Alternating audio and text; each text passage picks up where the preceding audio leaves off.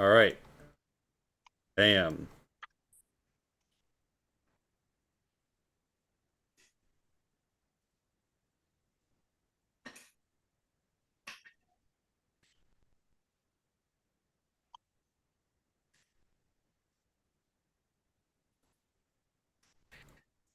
So, hello, welcome chat, welcome gamers, welcome dreamers, welcome everybody. Let me just. Ba-doop, ba-doop, ba-doop. You're gonna be a little.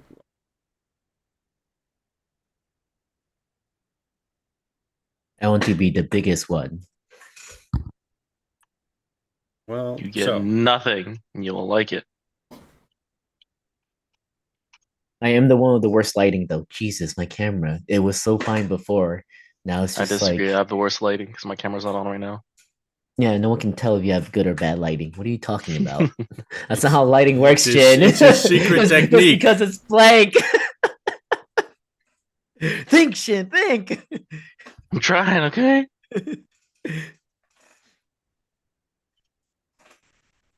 Now, in theory, I've been having really bad luck moving the maps around today, but maybe things are kind of going to do it when I You see refresh and that? stuff. Do you see how this shit changes when I put my arms up and when I put it down, it gets darker? Yeah, it's the lighting changing. It's like it's like you got a glare from the corner of the room. Is it in the corner of my room? It's the sunlight coming in through your window. The gang learns AV strategies. What? What's. I have a tree behind me. No, but like And they're like this. no, so I don't know if it's Oh, I reversing, but your see left that. side, the light bouncing off your wall, Oh. that one spot of brightness is forcing like the rest That's what I of. was saying. Is it forcing? Yeah, because when you raise your arm, you covered it, and then everything like started to like, try to Is equalize this out. better? Now I don't know what's going on because Yeah, that's what I was saying. Oh, it's making a lot of sense. Let me see if I just like block it. there I you guess, go. yeah. Guess I'll just do like Like this. put down your right arm, your other Yeah, one. okay. Yeah, I know. I think you're right.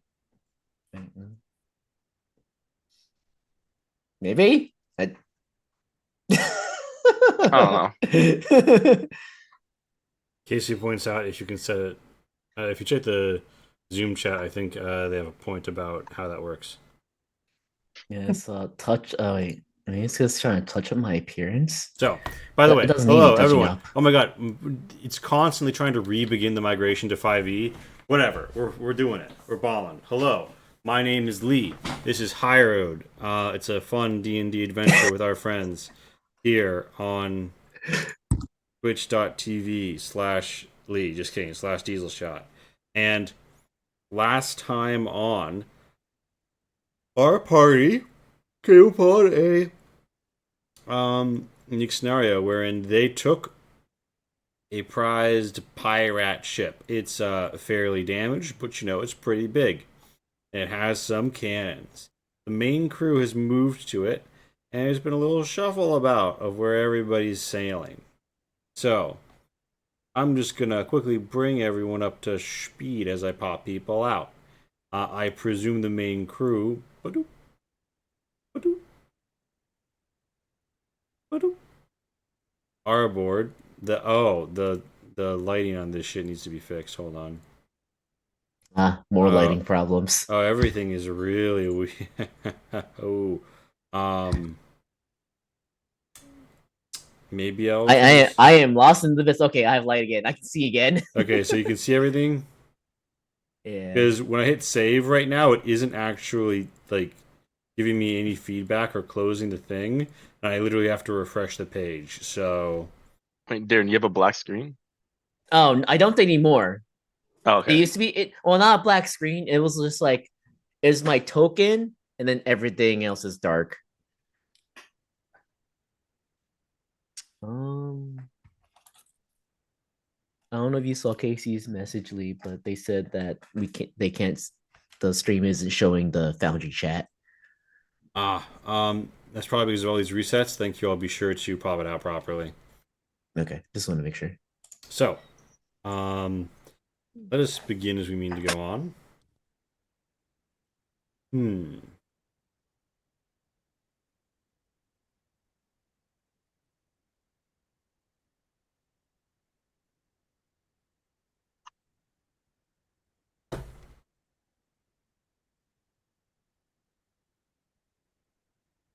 So,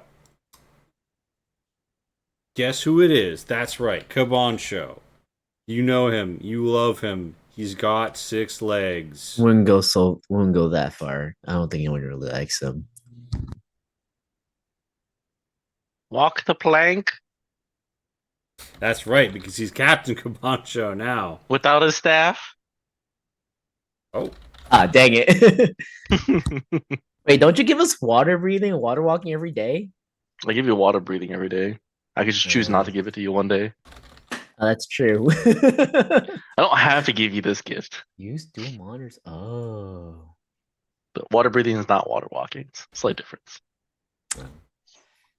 so Shin, you are aboard a ship that is full pirates. And by Loyal pirates. Full of, I mean, like 9. There's like 9 of them. And you're on a ship that many pirates have been on before, Ballinger, so they're pretty good at doing the whole sailing thing. Sailing away.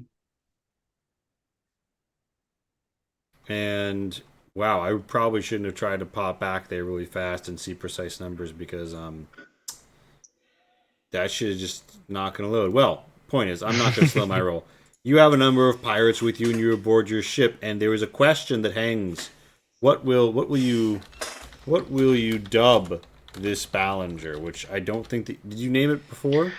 We did name it before. I don't remember what it was. Oh fuck! Did we? Are you Yeah. sure? I don't think I we asked did. I asked the question about it before. Yeah, and I gave the answer next stream, but I don't remember what it was off the top of my head. Did I write it down? Well- I might have written it down. I'll have to look at it. Well, what do you want to name it?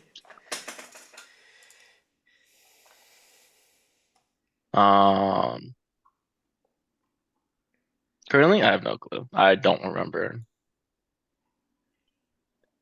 We'll try a different name.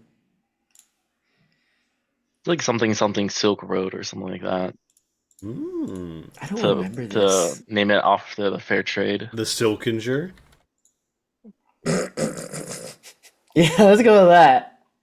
No, yeah, you had a nice one. So point is you're on Cabancho's ship, right? You're a brave, proud pirate, not a non-pirate captain of pirates. I have a few questions for you. One, is their former captain imprisoned aboard this ship with you, or Nope. okay? So he's off on another ship. Item number Yep. 2. You had been having Vairabi act as your pilot. Are you going to keep her or bring anybody else over to help maybe keep control? Can Vairabi continue being the helm's Yeah, captain? I don't know what the title is.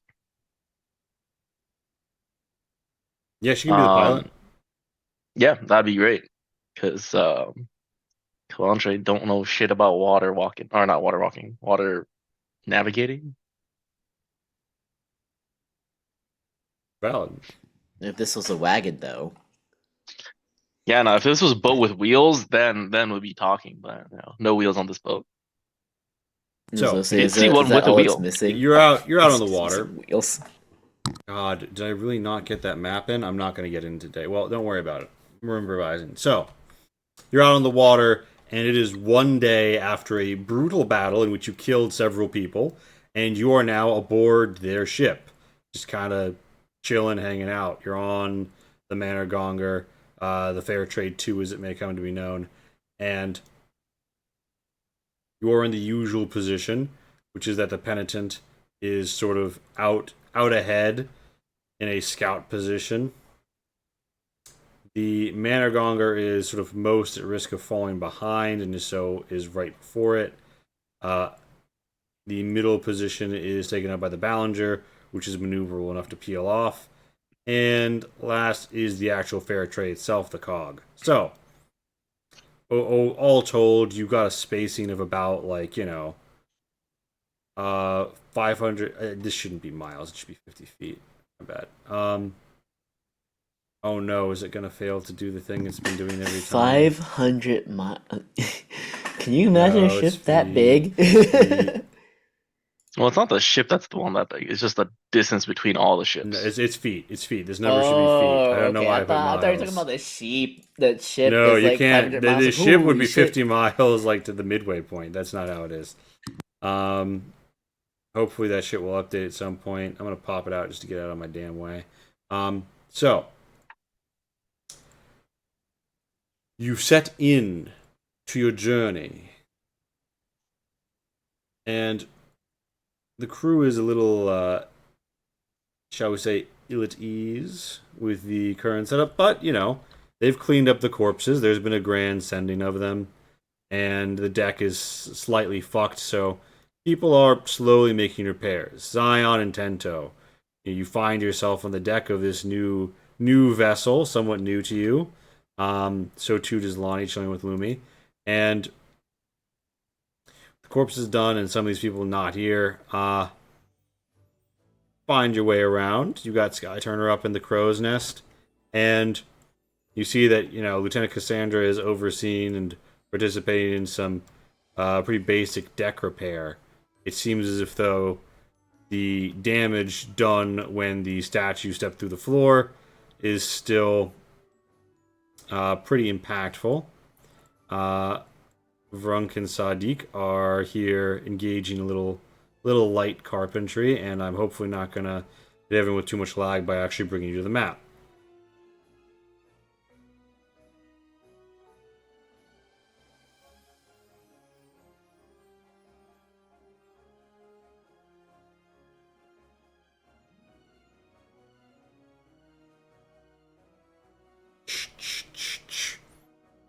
So, there is some hammering of wood and nails and cutting of boards, and some of the last repair materials are being used to try and fix this. I presume that the stone golem has been recollected and miniaturized by Zion.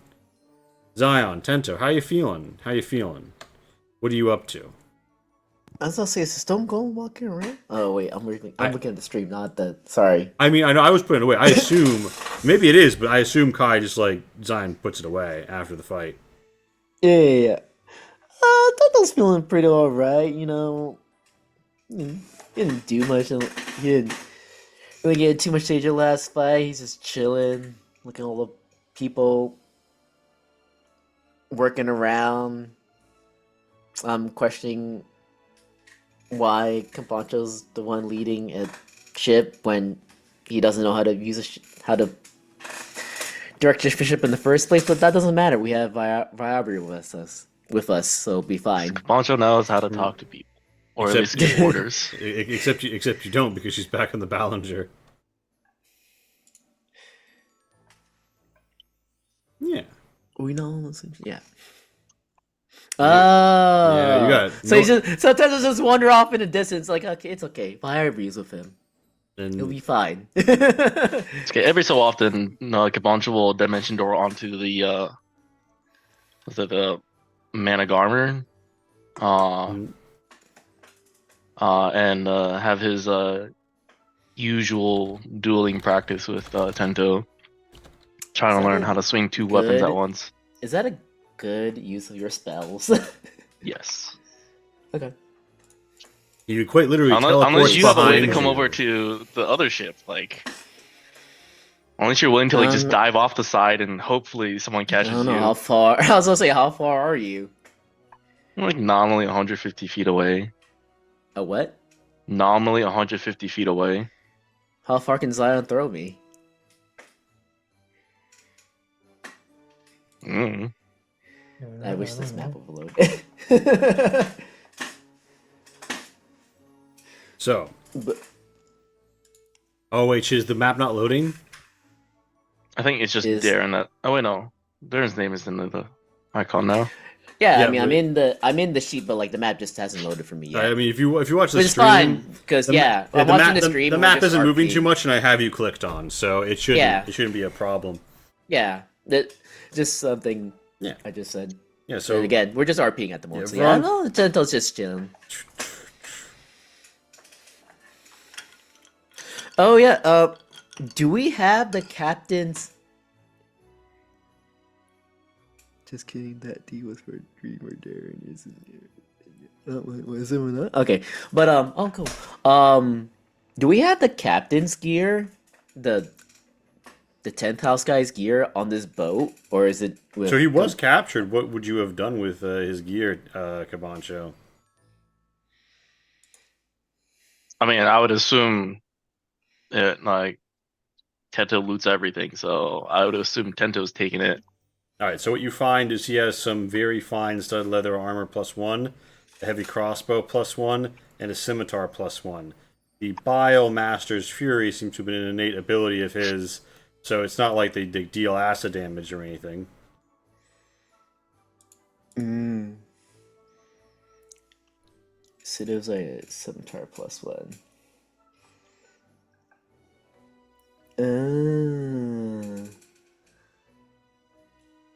Tento's gonna be like, huh? What the fuck was Capancho talking about before? He said he was doing some weird things to the sword. Doesn't look anything special. Do you know he's talking about Zion? No. Guess Capancho's finally losing it. You want a sword, Zion? Oops. Oh. No. I don't use swords. Casually wields a bison skull down. Yeah. No, I'm not. I'm He not into just- swords Zion- really. Zion just pulls it out. Yeah, I'm more of a shield guy, you know. And I was like, okay, fair enough. So yeah. But you're used to clicking on the item to show the description instead Right? of Mm. And yeah, you can investigate. You can investigate his abilities. I guess the question is like. I don't care. I guess the question is you keep him. You keep him on the ship that most of the party is on, presumably because like you're pretty good at fighting, so you could Yeah. fuck him up if he tried something. Is sort of I think what we Yeah. were imagining would happen. I guess I'll just like. So he is give the- actually like tied up somewhere in like the forecastle, and one could try and give me either an Arcana if they wanted to look into it, or they could just try and interrogate him. Arcana. Let's go. Oh, hey, that's not awful. Yeah. So Tento, I assume Well, as it Cabancho happens- can't do this and not on the same boat. I mean, you could be thinking about it as long as it's. I think like during your latest party session, you could be like, "Hey, you know how like this guy seems to have like mystical powers? Who was our prisoner? Maybe we should brainstorm how that works so he doesn't get out. You know what I mean? Like that could have just happened." Also, Lonnie, it puts Lonnie at -30 sometimes, but clearly is at 0. I'm. Lonnie is just Continuing. constantly sinking down into Lonnie, the she's always depths. warping. It's always a nightmare for her. All right, the Tento, Cabancho, and Zion all triple threat this. They all know what's up. No, Tento, as it happens, you also channel through your breathing energy through your body and your blades. You use a perfect alignment to channel the elements around you when you use your pure melts. However, Kargomar uses himself in a circular fashion on one weapon to sort of channel his body's energy into it. However, it's sort of a profane and dirty process, hence why it is acidic and biley, because it's literally like it's like his stomach acid more or less made manifest as a weapon. And That doesn't sound healthy. and you know that these guys are like an offshoot of your own school. The only way you know your school though is like from, the master back at the orphanage. So it's not like you've attended conferences. You might have fought others before, other than that one lady on the bridge, cough cough, for the death of Cabancho, cough cough. But otherwise, you don't have huge exposure to this. But what all of you know is that he needs a weapon. He needs a weapon to focus his powers on. He can't just manifest acid. And it needs to be a magic weapon. Or it needs to be a pure meld. He can't just do it generically. So, Is this why it's +1? yeah. Okay. That's cool. Huh. Everyone's like, hey, Keiko, do you know anyone that wants a scimitar? And Keiko says, the open market always loves a good blade.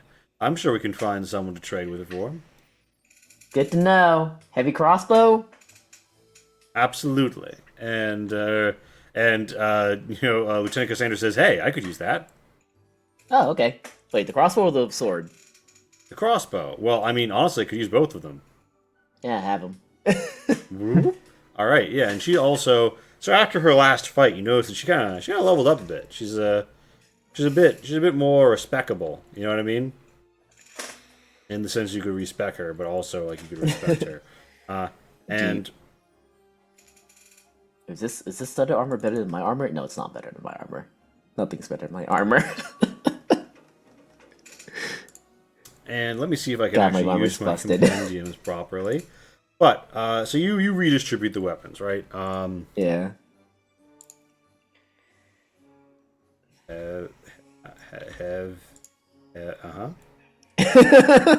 Sorry, I'm like, I don't know why that was so hard for me. What do you guys do with the studded leather armor? Does she want some studded armor too? She's at the moment more of like a chain enthusiast, Wait, but she where's could, that newbie person? Novin the novice. Where's Novin the novice? Novin the novice. Here's a question. Shin, would Kabancho have ensured that Novin the novice was like stationed on his ship, or would he have allowed him to continue to be like the underling of Keiko? I don't think Nova the novice would willingly be on a boat full of pirates. Yeah, I mean, as the Smart novice. as the traitor. Yeah, so As much Kimbalju would want this to happen, I don't think no one would accept that role. Given a choice. I'm gonna clean up the corpses from your basement. Whoa. Yeah, so wait, which corpses from the basement? from MK's MK's rampage. MK stands for Mortal Kombat at this point. Yeah, so and by this time, I imagine you'd have MK all topped up after a little bit there. Yes, Tento's gonna be like, where's Novin? and yeah, where is Novin? Novin the novice is actually popping his head out from below deck. What the? Oh, because they have slightly different names. Because I'm silly. Yeah, Novin's actually the one cleaning up the bodies. He's technically an Anfenga, which is I decided to rein myself in with what I named them and gave them all like names, but, East of the Isles, Crew of the Fair Trade. I'm gonna be like, hey, and when I see Novin pop, I said, hey, Novin, come here. All right, Novin's pops out and says, "Oh, coming," and he's like carrying a small box, but he waddles over. Vrunk kind of like looks over his shoulder and goes back to work. Here, wear this. It'll keep you safe. Like, wow, really? Yeah, you're probably gonna need more than these guys, because Kabanto's around. No, I'm not. And he's like, "Oh, well, I mean, he's a little far away right now, right?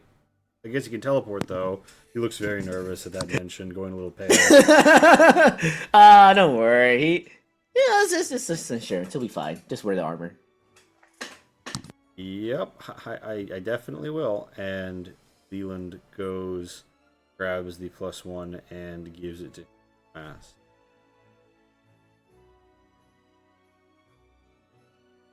Oh, okay, it automatically... Flare laser! It's like a sniper! Right, it automatically equips armor when you drop it onto people now. I like that. Okay, so... Oh, it does. That's interesting. At least for NPCs, yeah. Novin the Novice is very appreciative of all this, and I actually need to make this refer to Novin. That's not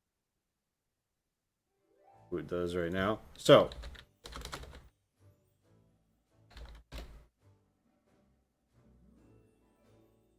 you summon him over and give him some armor. He's quick to run back to try it on.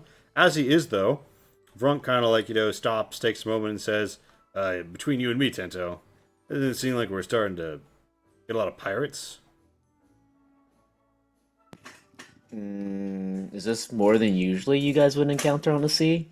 Well, it's not just encountering them. I mean, we're recruiting them. And yeah, I mean, it's an unusual number. I understand a lot of them are running east after, everything that happened on the coast, but he kind of looks around and says, now we have a big flotilla, and, I mean, we've got a ship that's almost entirely made out of pirates. and there's Novin, and we've got the pirate captain in the front. I'm just saying. Sometimes I'm a little worried about all of the living pirates we've encountered. As in, we've taken their ships and they're still alive. Oh, you worry about critical mass. No, I get you, buddy. Makes it feel better that Sento puts his thumb like towards Zion. I mean, Zion went on a ship full of them and they couldn't kill him. Actually, I think they won. Actually, I won. so He looks up at Zion and says, "I don't think anybody could kill Zion." But then says, "But I'm a little squishier, than Zion or MK or whatever the stone thing is that comes out sometimes." Rashuna shoots, "Don't let your cowardice be enough to cow you from embracing these pirates. As you can see, they're kept in line." These are proper fears, and that makes a lot of sense. What I'm gonna say is that we're around. We'll try our best to keep you safe. With that being said, you also need to keep yourself safe too. That's right, and the first step of safety is finishing this repair, Cassandra says, and like, "All right, Lieutenant." And they all get back. Rashuna kind of looks at you and saunters away. Meanwhile, so Zion, would you be up to anything in the immediate day other than like the general tinkering and repairs? No, just repairs. I want to ask Zion something real quick. Go on. Zion, are we really that much stronger than like the average person? Or like these guys here? I mean, besides you, but like, I mean, is this what it feels like? Like having to manage all these people? I guess Yeah. average people. why you gotta say average?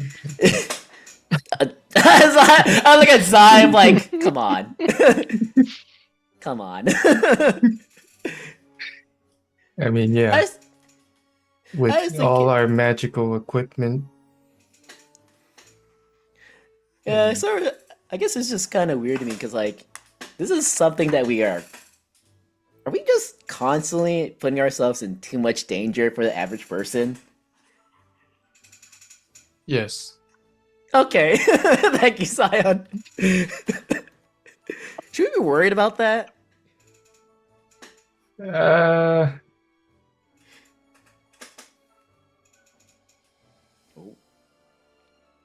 Oh, you're just Maybe. Okay, sorry, I'm here now. Welcome. Hello.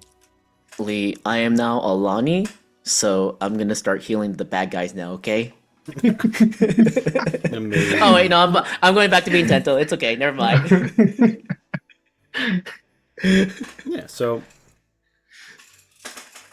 All right, thanks, man. I just thought that just popped in my head. It's just strange.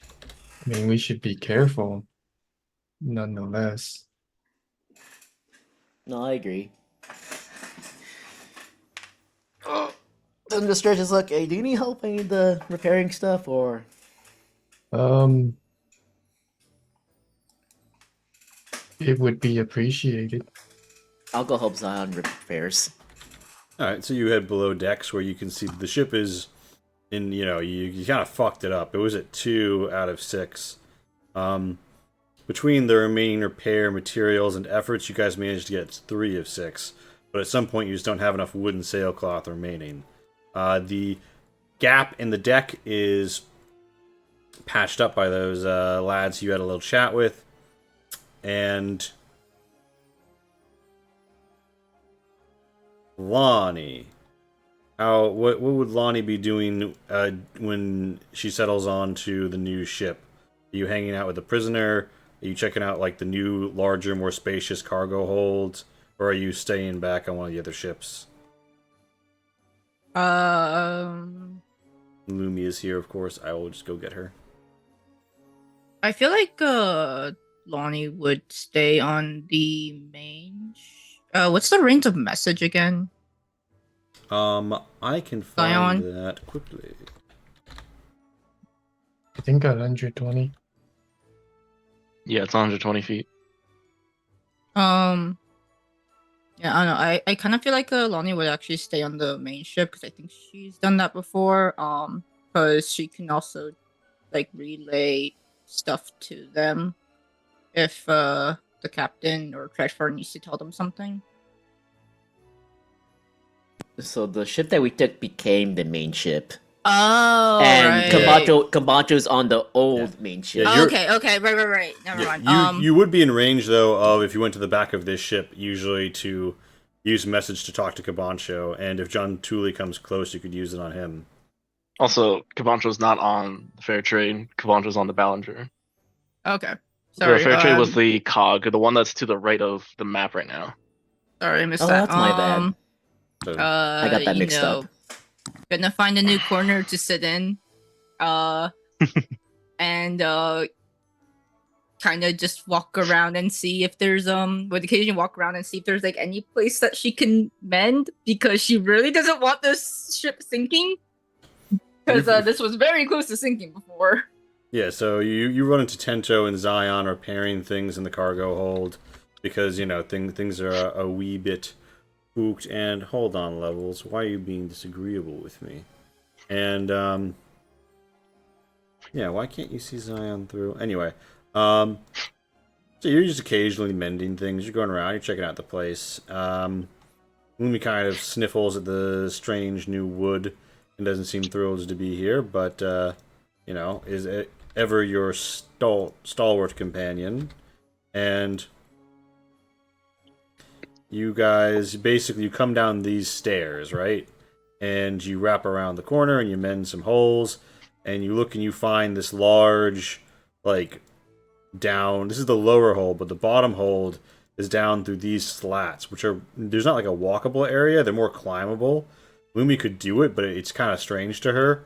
They're like hand holds, but also footholds, like almost like a rock wall ladder combo. And you find Tento and Zion have just finished up helping repair some things as well. You also note that there are cannons, which Lumi sort of wrinkles her nose at and spits at the scent of the powder.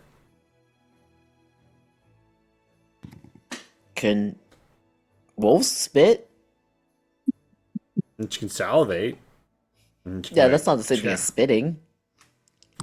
I feel like Lumi's got like I don't know. Another day of Hyro bringing the important questions about creature anatomy. Yeah. Wolf facts. Before Wolf facts or spider facts. Unless this owl facts when Ryojin was around. Unless this contradicts like Casey's headcanon or anybody's knowledge of wolf lore, I'm pretty sure that we're gonna let her spit.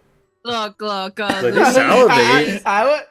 Lumi is smarter than your average wolf. If wolves cannot spit, then It's she not has now about figured being out a smart way. enough. I'm wondering if they can. They're like Look. if they Lumi actually has figured out a way. Simply to show her disdain of things. Just to let him know, yeah. She's a professional hater, okay? She gets up early. Look, she understands dice rack, and so she's picked up that spitting shows disdain, and she has decided to learn that. Is that what Lumi learned from learning dice rack? Disdain. How to effectively communicate her disdain of something. Because she has found that growling has intimidated people, which also works, but it's not quite the same. Sorry, those are just the thoughts that come to my head. Alright, what are we doing again? Lumi spitting. I'm pretty sure wolves can't spit, but it's okay. Indeed, and I'm getting rid of this invisible ladder because it shouldn't exist. Already, Google. So, you all are, having a pretty normal day. You're together in the cargo hold. Meanwhile, Cabancho, you are far away. Ooh, in a magical land called a Ballinger full of pirates. Ooh. So, Cabancho, let me clear this fucking deck and all this shippy shoo whippy woo hoo hoo hoo.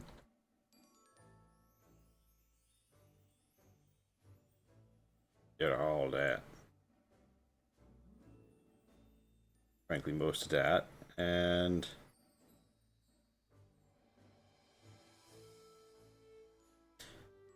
Boncho, you are the captain of a ship.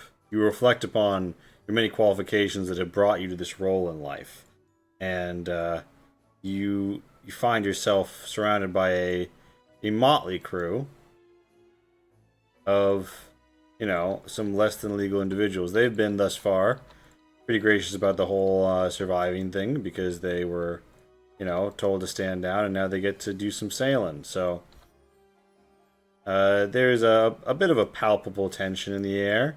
Vairabi is here, but otherwise it's pretty much y'all. And correct me if I'm wrong, but I believe you left no weapons on this ship. Yeah, Vairabi and Kabancho are the only ones armed. Mm-hmm. So the pirates are moving about their rigging and handling the oars as necessary. You don't have enough people to properly row, but you have enough people to at least correct course. And she's at the stern at the keel, kind of piloting, as one does. And why can I not get the fucking crow's nest? Oh, huh? Oh. They get embedded into the map. Oh, it's so mysterious. I had the delete key and fade. Anyway, fuck it. We ball. So, Kabanchi, you stand at the stern of your ship. You see several novices. Well, they seem to be made of sterner stuff than Novan. And one of We'll them, see. And one of them mutters about maybe that druid boy had something going. Oh. What? Oh, nothing. You said that druid boy? One of the last time we were in the port of call, one of the children of the 10 houses was very adamant about becoming a druid. Time I did not yet respect nature magic in the way that I now obviously do. That's okay. Something tells me he doesn't quite respect it in the correct way either. Oh, well. I'll not second guess your insights then, Captain Kabancho. Oh, by the way, it's been 1 day, so everyone can get their stuff back in max health. Got some 10th House pirates. All of them disarmed. They're running around. They're handling the rigging. And one of them says, Kabancho, could you come over here and cut this? I don't have a weapon, but he holds up some rope. And he needs to cut a line to be able to refasten it. The rigging. They just brought out some of the last of the new rope.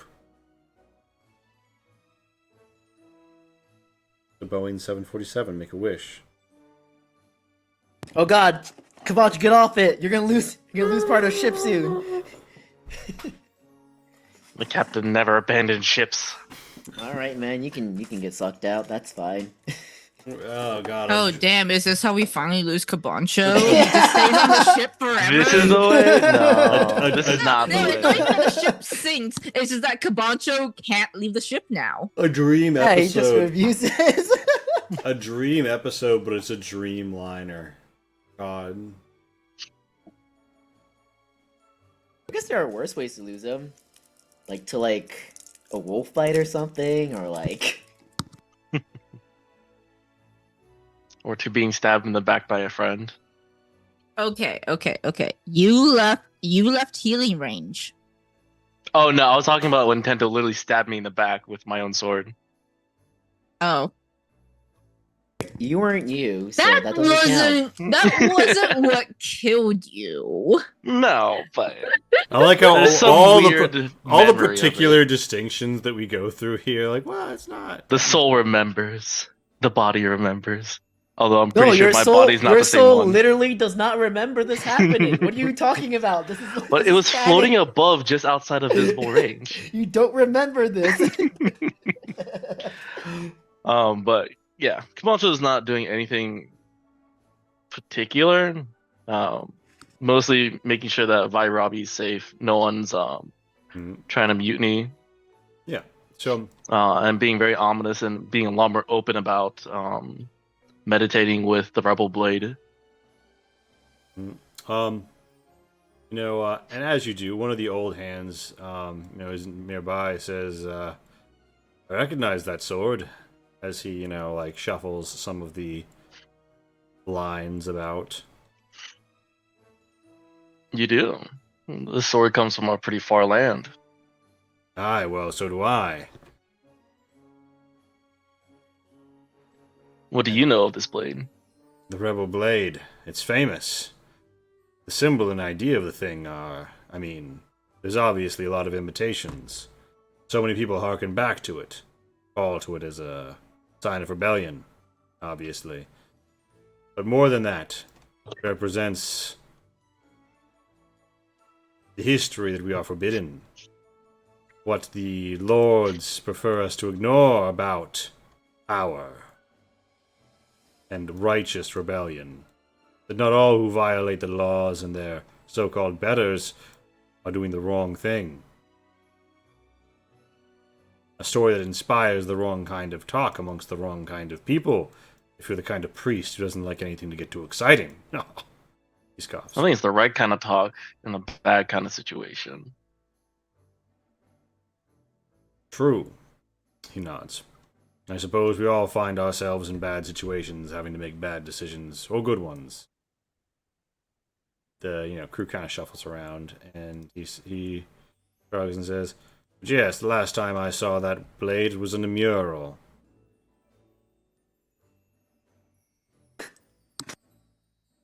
This was on display somewhere?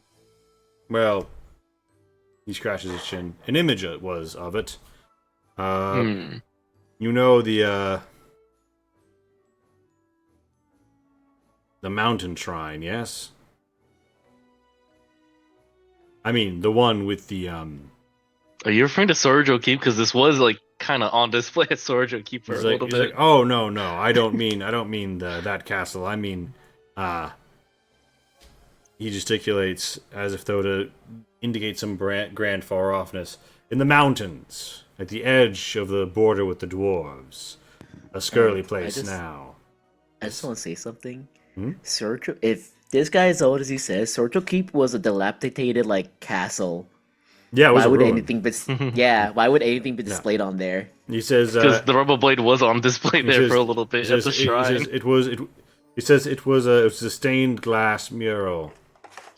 An old friend of mine. Our ship ran aground back when I was, still an honest sailor. He made me promise that I would take his ashes up the mountain to be buried with his grandmother if he passed. But I swore to him he would. And even though we survived on the island for 13 days and 13 nights, a coconut struck him, just so on the neck, cracking it and killing him instantly. And so there I am with the arrow and insight. Yeah, I saw that 20. Yeah, a coconut did in fact fall and crack this guy's buddy's neck. Oh, I'm sorry. Insight on the first part of the story where he's talking about his friend knowing about the Rebel Blade and being true to his word on carrying his ashes. Yes. All that happens. And he explains that he went up there, not knowing much about Akechi, but being familiar with the symbol of the Rebel Blade, and he went to this shrine where these secluded, snowy mountain shrines dedicated to Akechi were still maintained, and one of them literally housed the ashen house of the ashes of people who had died around there, and this guy's grandma had died there. She just went there for her later years to pray and be in nature before the end, and he wanted to be laid to rest with her.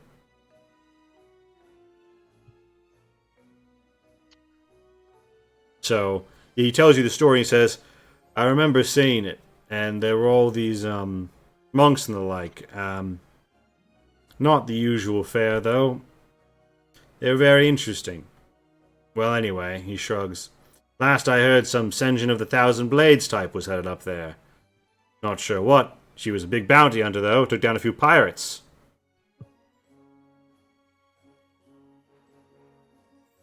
And he shrugs and says, "Well, Senjin of Thousand Blade.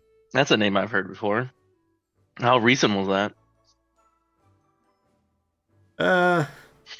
He scratches his chin, and he thinks, this is the last time I was in port at the Slim Circle. I mean, you mean when I heard about Senjin? Yeah, when you heard about that rumor. Oh, that was just, that reached me perhaps 2-3 months ago when we'd set in at port at the Calais. We heard it from some distant trader who said he'd been up from the coast in the Slim Circle. She's pretty famous, you know, chasing some of the biggest heads all around the long sea. Hearing she died and cheated death, I mean, makes you wonder. People come with all sorts of fantastic stories to explain why their resurrection isn't illegal in the Albardian Empire, you know what I mean? If you ask me, she probably just had a priest buddy and a few diamonds. I don't think it's that simple. You don't get that famous and not be chosen by the gods. Fair By enough. the spirits? Sorry. Gods? Spirits? You think that it was like... I'm trying to remember if she was a god or a saint, but yeah, like a deity of some sort, and he's like, I oh... believe it was a warrior saint that is the same as Akechi. Yeah, it was Yeah, I think it was a saint. Yeah, it was a warrior saint, and he says, oh, fair enough, I suppose you put great stock in them. I've never seen anything to suggest their powers were wieldable by people until I saw you fight, he gesticulates. Well, I mean, a lot of the stories of the Rebel Bladed is old, but the newer stories with Akechi, Yes. that very much is true. And a warrior saint. Well, he rubs his chin, thinks about it, says, I'll have to think on that. A righteous rebel. Perhaps I'll fashion myself a new Akechi, ha! Now, if Senjin catches you, well, at the very least, I've never heard of Senjin ever going out to sea, so maybe you are safe. Ah, yes. Perhaps But you turned a new leaf, right? That's right. No, Haha, no more piracy. Maybe some privateering, but no piracy. that's right. Only with a letter of marque over me heart, he says. But I think there's some crates calling my name. I'm gonna have to finish the new rigging. If you will, Captain. And he heads off. And I haven't had a... And what was the name of that mountain he said? Or did he not say? Or did he not So know? he so they are the... I don't think I ever named them. But they are the they're like the Eastern Reach border mountains. Which he mentions as shrines to Akechi, which have some like symbolism with his life, or like some of like his deeds and the stations of his, saintly deeds. Because he has like a dozen or so, and you've been to some shrines dedicated to some of those, Mhm. but you haven't been to all of them. And apparently, his buddy's grandma was buried at one. He carried this guy's ashes to it. Yeah.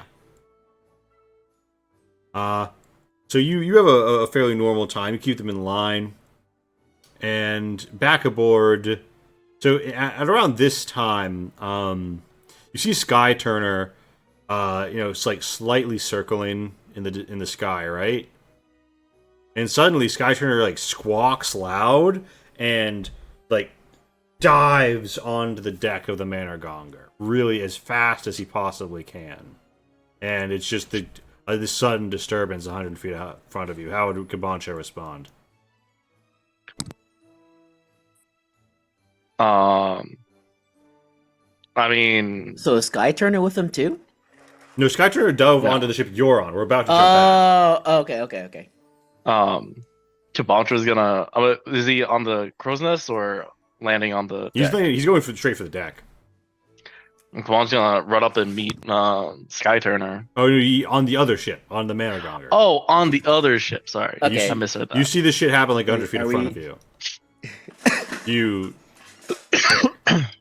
I will. Mhm. I tell Vairabi that I'll be back, and I use Dimension Door and teleport onto. Would you? Yeah. So the paladins are sort of turning towards it as Sure hope it's not an emergency where you can't get a short rest before it. And yeah, so Sky Turner is so like you're not sure what, but like flaps and actually like, swoops down into the lower deck through the opening and sort of like Oh! Hi, huddle man. like flies in up, like puts his wings out and says, "Ah, there's a worm! There's a worm! Like, Scales, Earth- wings, Yeah. fire, oh, breath." that kind of worm. I was about to say. I was like, is that like a seed thing? Is there Are seed we- worms? Wait, Oh. wait. Like flying? Yes, and Oh, like Skyturner, lizard Are, worms. are we Skyturner are we points. near an island? Ah, no, but I saw a large rock up ahead. But that's it. There's no real island, and at this point in time, I show you a map. Oh wait, Oh. shit, no, fuck. While fuck. that's loading. Oh, Fuck. oh. Darkness! I loaded the Oh, wrong Oh, one. darkness, my old friend. Quick thing, reminder on like we met a dragon and then I remember like Yeah, we met a dragon Yeah, that so went in. I remember, like, Zalmosh is a checking up- diamond worm. Yeah. yeah, I remember like checking up on him with like the transcendental bond at some point. Like, Did where you? was he located? So he is. You found like a nice like ravine for him to chill in, and like Okay, it was. a lot of the pressure to turn him to diamond. Oh my god, we're huge. Yeah, but About- this is just a reminder worm. This isn't. He's not here right now. But yeah. Okay, I was gonna say Yeah, this yeah, guy yeah. looks awfully familiar. This guy is like, well over 100 miles to your west in some ravine somewhere. Hopefully, just chilling, turning to diamond. I'm gonna ask Gaitar, so like, on a scale of 1 to 10, how bad is this? Like, how often do you see worms out here? And Skyturner says, "Ah, almost never. But when we see something that large, we try to stay away." Oh. We should probably tell the captain. She Yeah. hasn't already seen it. Yeah, I mean, Keiko comes down and How far is the closest island? oh god, wait, why did I load you onto that map? I wanted to show you where the. I apologize how? for doing a bad job on the movie. Oh, that's good. Raw. Oh yeah, Lonnie wants to ask like whoever's like closest to like a navigator, like, wait, how far is the closest island? Like, how many days out? So you think that you're about like under a week from your destination. To the north and south, though, there is like maybe like 30 or 40 miles, some small islands there. But you also Skyturner has seen an uncharted rock up ahead. Mm-hmm. So there's just that as well. Lonnie wants to try to do like a nature check or something, and just just try to figure out like, could a dragon realistically like live out here, just like hunting like the seafood and stuff, and like Yeah, I mean, you've definitely heard of and be this far out. you've definitely heard of sea dragons, and you've definitely heard of sea worms and worms that can like Yeah, but didn't this like breathe fire? flight for days. Well, that was what they were describing when they were explaining what kind of worm it was. They didn't say. They don't Oh, okay. I guess Lonnie would ask for like a description if. breathe. Yeah. So, Skyturner describes blue glistening scales and a sort of leathery and blue wing in the distance. Okay. Yeah, that sounds like water. That sounds like Blue what's equals his face? water worm. Eddie Murphy. Remember the one that the little dragon what's his face had with him? I have a feeling What's that his this name one's a again? lot bigger. I'm sure he's bigger, but like it just sounds familiar.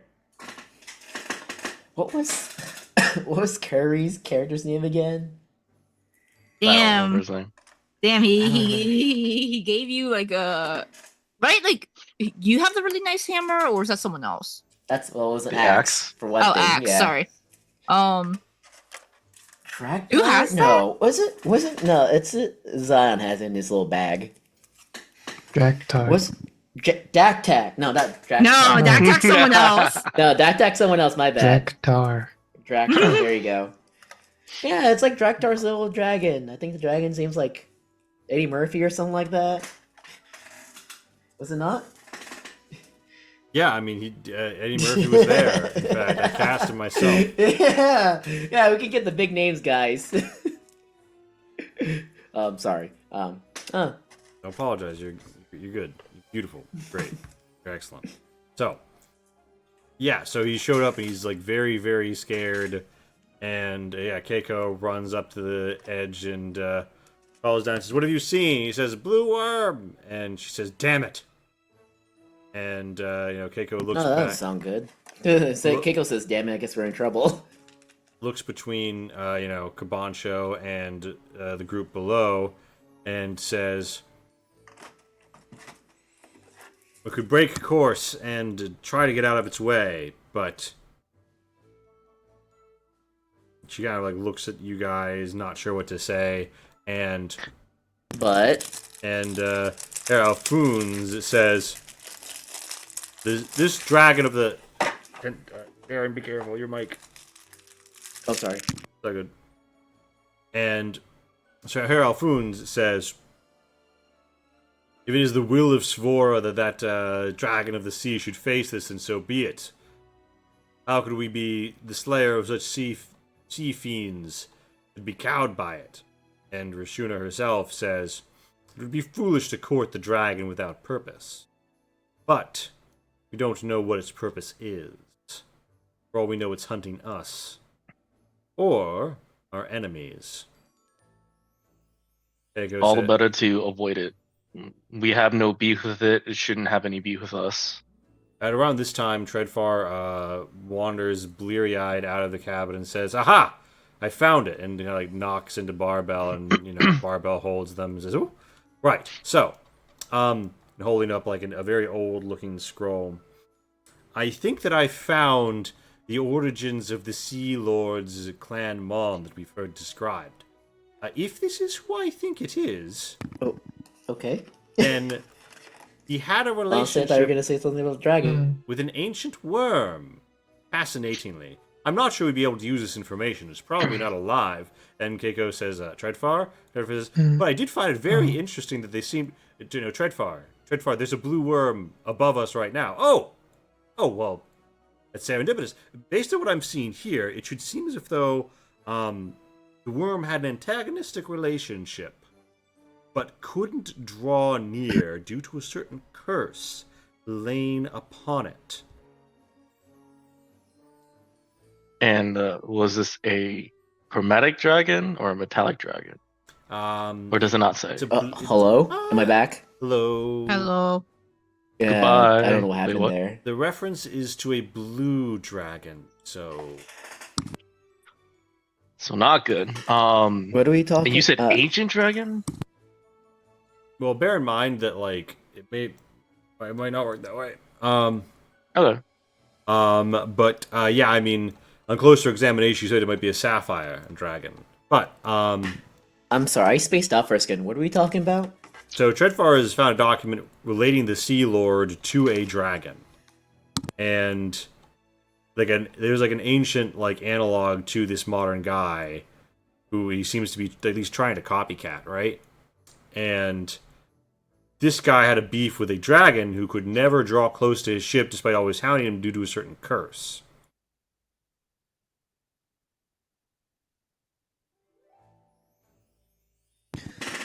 So, this guy, the dragon is the one that's cursed that can't get close to this guy, right? If I heard that correctly. Is my Wi-Fi Well- okay? Do I need new cord? Well, Treadfar says the nature of the curse isn't exactly spelled out, but it seems to have something to do with sacred objects. I'm still puzzling through it myself. I still say if we can avoid it, we should. All right, and then it settles. Yeah. And she kind of like throws up a. She has a nautical flag. It's like a series of blue diamonds with a left on it. Go up, and people start to signal to the other ships. Gregorios throws some ropes and hauls some others. People are starting to scramble, and Lieutenant Cassandra is getting to the forward deck. and at the ready. And yeah, everybody's sort of maneuvering, getting ready for the hopefully avoided conflict. She should. And yeah, everybody's starting to, maneuver, get out of the way, and you see that rock that people were talking, or that one specific person was talking about up ahead, and I give it a color that makes sense.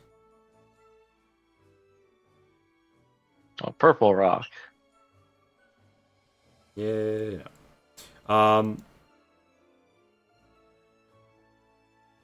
And Jedvar says that's one of the guide stones mentioned in some of the charts. It's not on most official maps, but a lot of merchants will be sure to stop by it. So we're on the right path. And at the moment, everybody tries to go over there, and for no particular reason, I'll put the ships on the initiative order, just for no particular reason. I have no particular reason to do this. I'm sure you don't. Yeah, and Churchman, I know that you said that this guide rock is where most traders will go to, but I don't know if that's where we should go. Not with the worm flying around. But no, you see, and Treadfar points, and you can see that there's actually a cave into the rock. We could hide in and around. Well, damn, there won't be enough room for all of our ships. I was gonna say Right. we have a lot of ships. And Keiko says, either way, we need to start heading left if it's on our right. And Fairabi doesn't seem to do that good at directing the ship herself, and kind of trends left. The Fair Trade crew is a skeleton crew and just takes a flat 1d20 roll at disadvantage. Ooh, wish they'd had advantage instead, right? And they kind of keep to that direction as well. Gentuli and the Slycut are doing just fine. And I'm proxying acrobatics, even though that's not what you normally use to sail, because NPC sheets look different.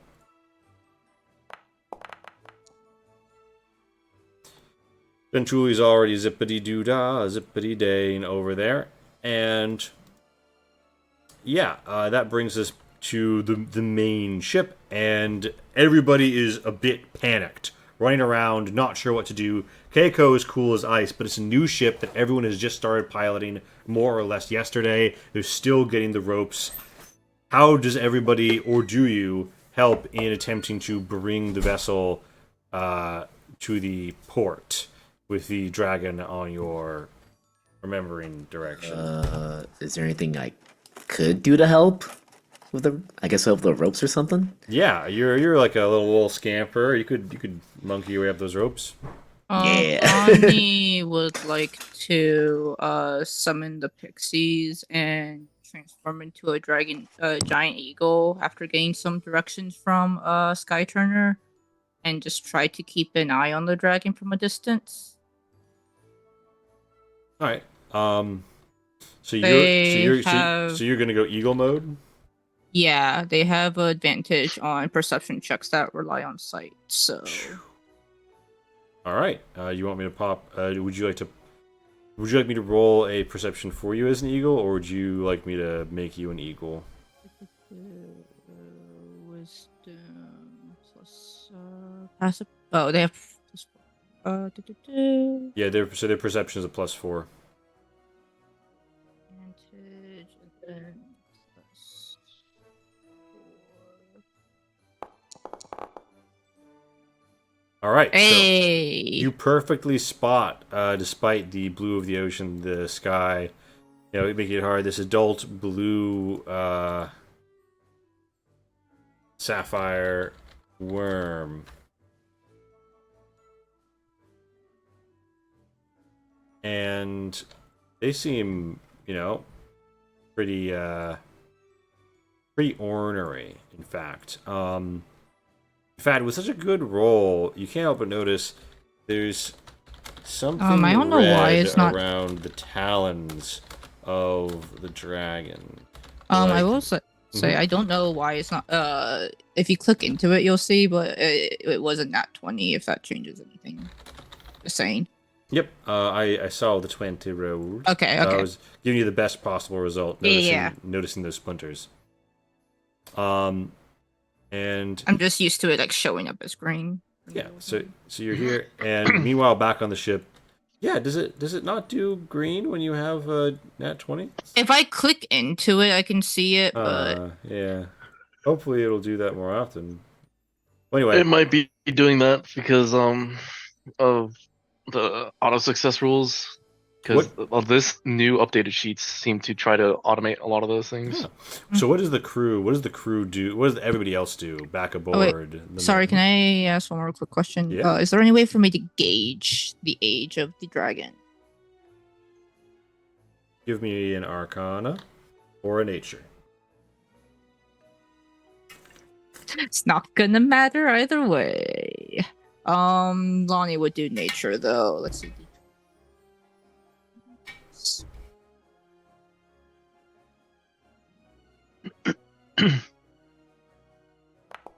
Also, Lonnie's gonna keep two, I guess like 3 pixies on her back. One is the one concentrating.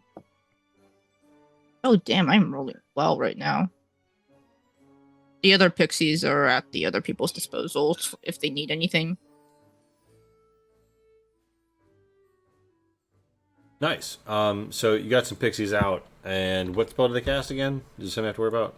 One is just casting polymorph on me. I'm just bringing 3 with me. If the others need to use the pixies for something, there's 5 pixies. They sprout and say, "Woo, we're on a boat vacation," and they set up like little chairs. And But yeah, nature check is 18. okay,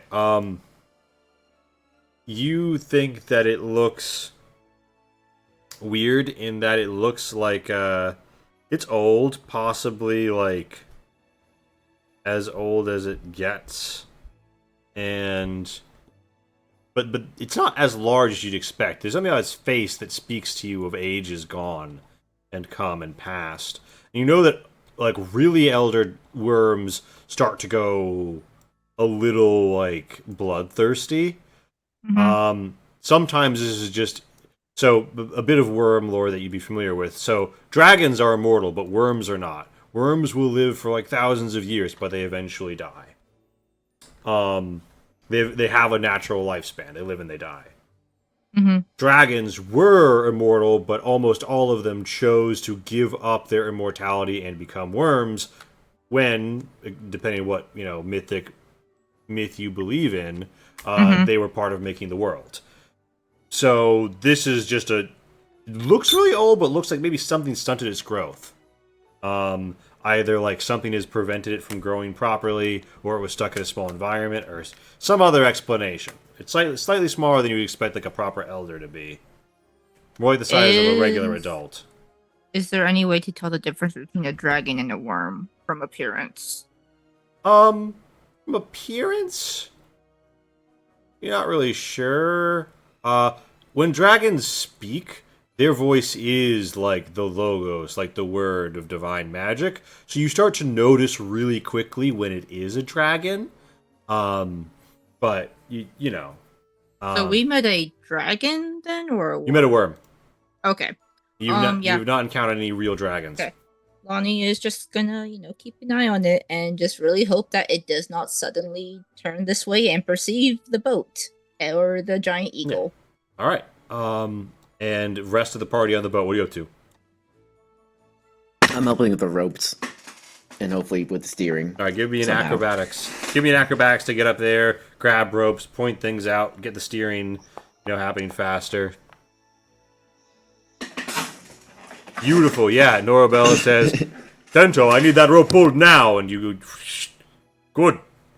And he pulls the wheel hard. It's starting to go well. Zion, Cabancho, what are you two up to?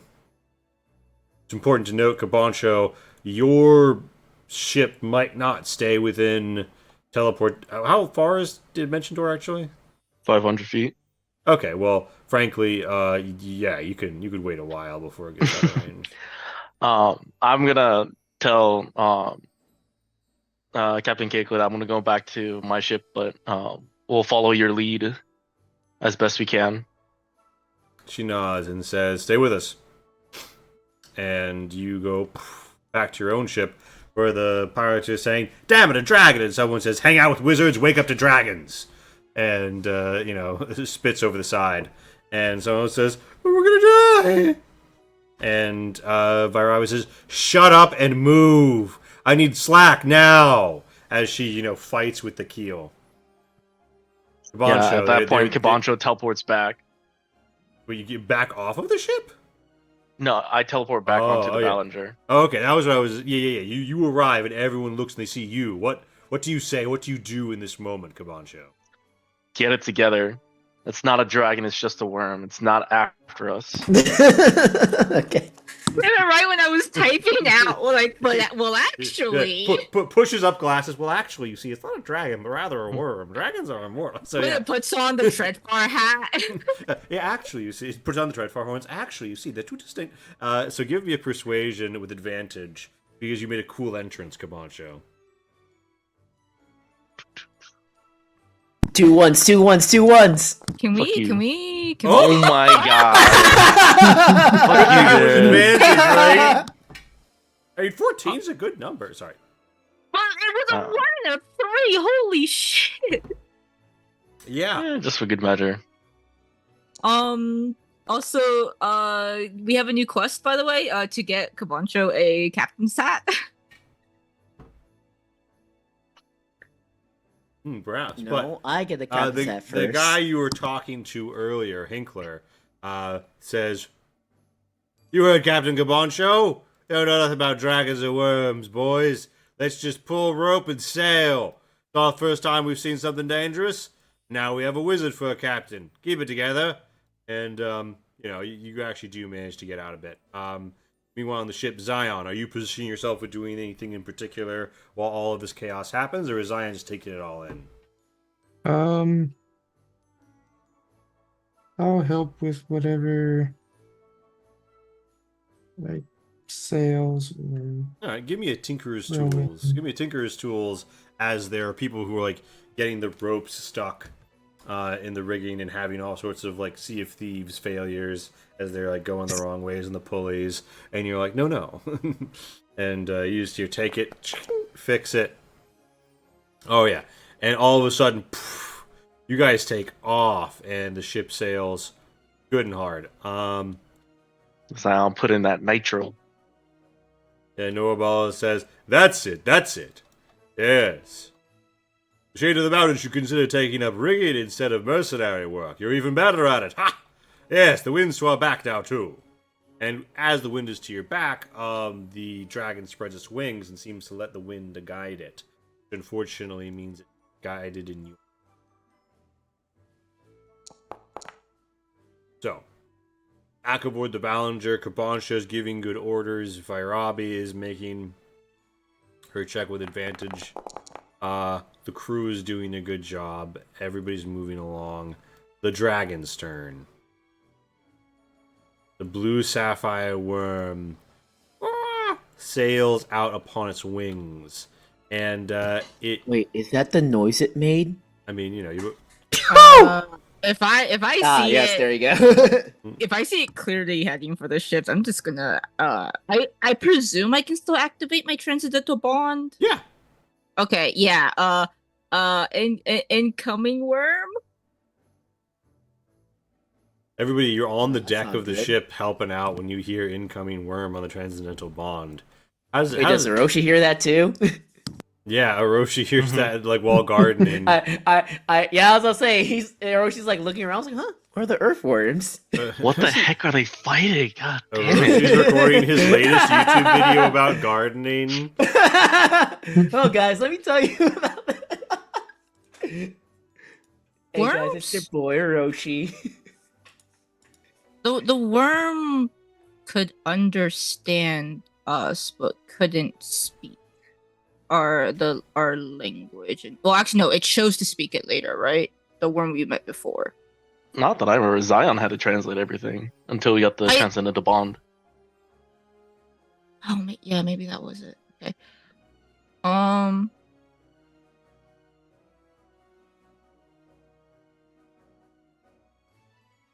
Lonnie's gonna try to intercept the dragon and call out to it in eagle speak because apparently it can't actually speak Auron or common. Just understand it. That sounds like a horrible idea. Very on brand. Yeah. I guess Tendel's like, okay, how Lon- close is it?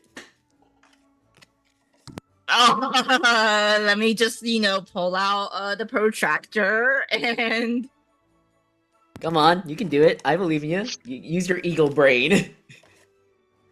Just do do I some need quick to math. roll? Do I need to roll to calculate the distance between the dragon and the ship and the speed that So the what you dragon's need to do is flying? you take out your protractor, take a little piece of butcher paper, right? Get the screen, not so much that you like scratch the receptors, right? We're gonna trace over it, and then Shin's gonna walk us through. No, shit.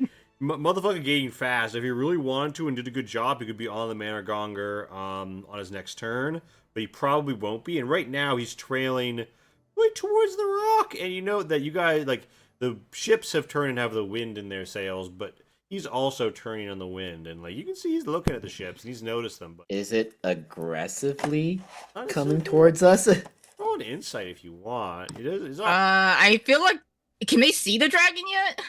Well, yeah. I'm It's I'm more like it's it- transcendental bond, right? So I can ask these 700 questions. It's 700 miles. It's 700 feet. My God, I you can't can't see actually 5 miles. portray like images or anything. Transcendental bond is just speech. So you're like Yeah, Well, but I it's mean, you within still line of said- sight though. You still said like it's coming towards us, and I can still Yeah. ask the question: is it being aggressive or is it just?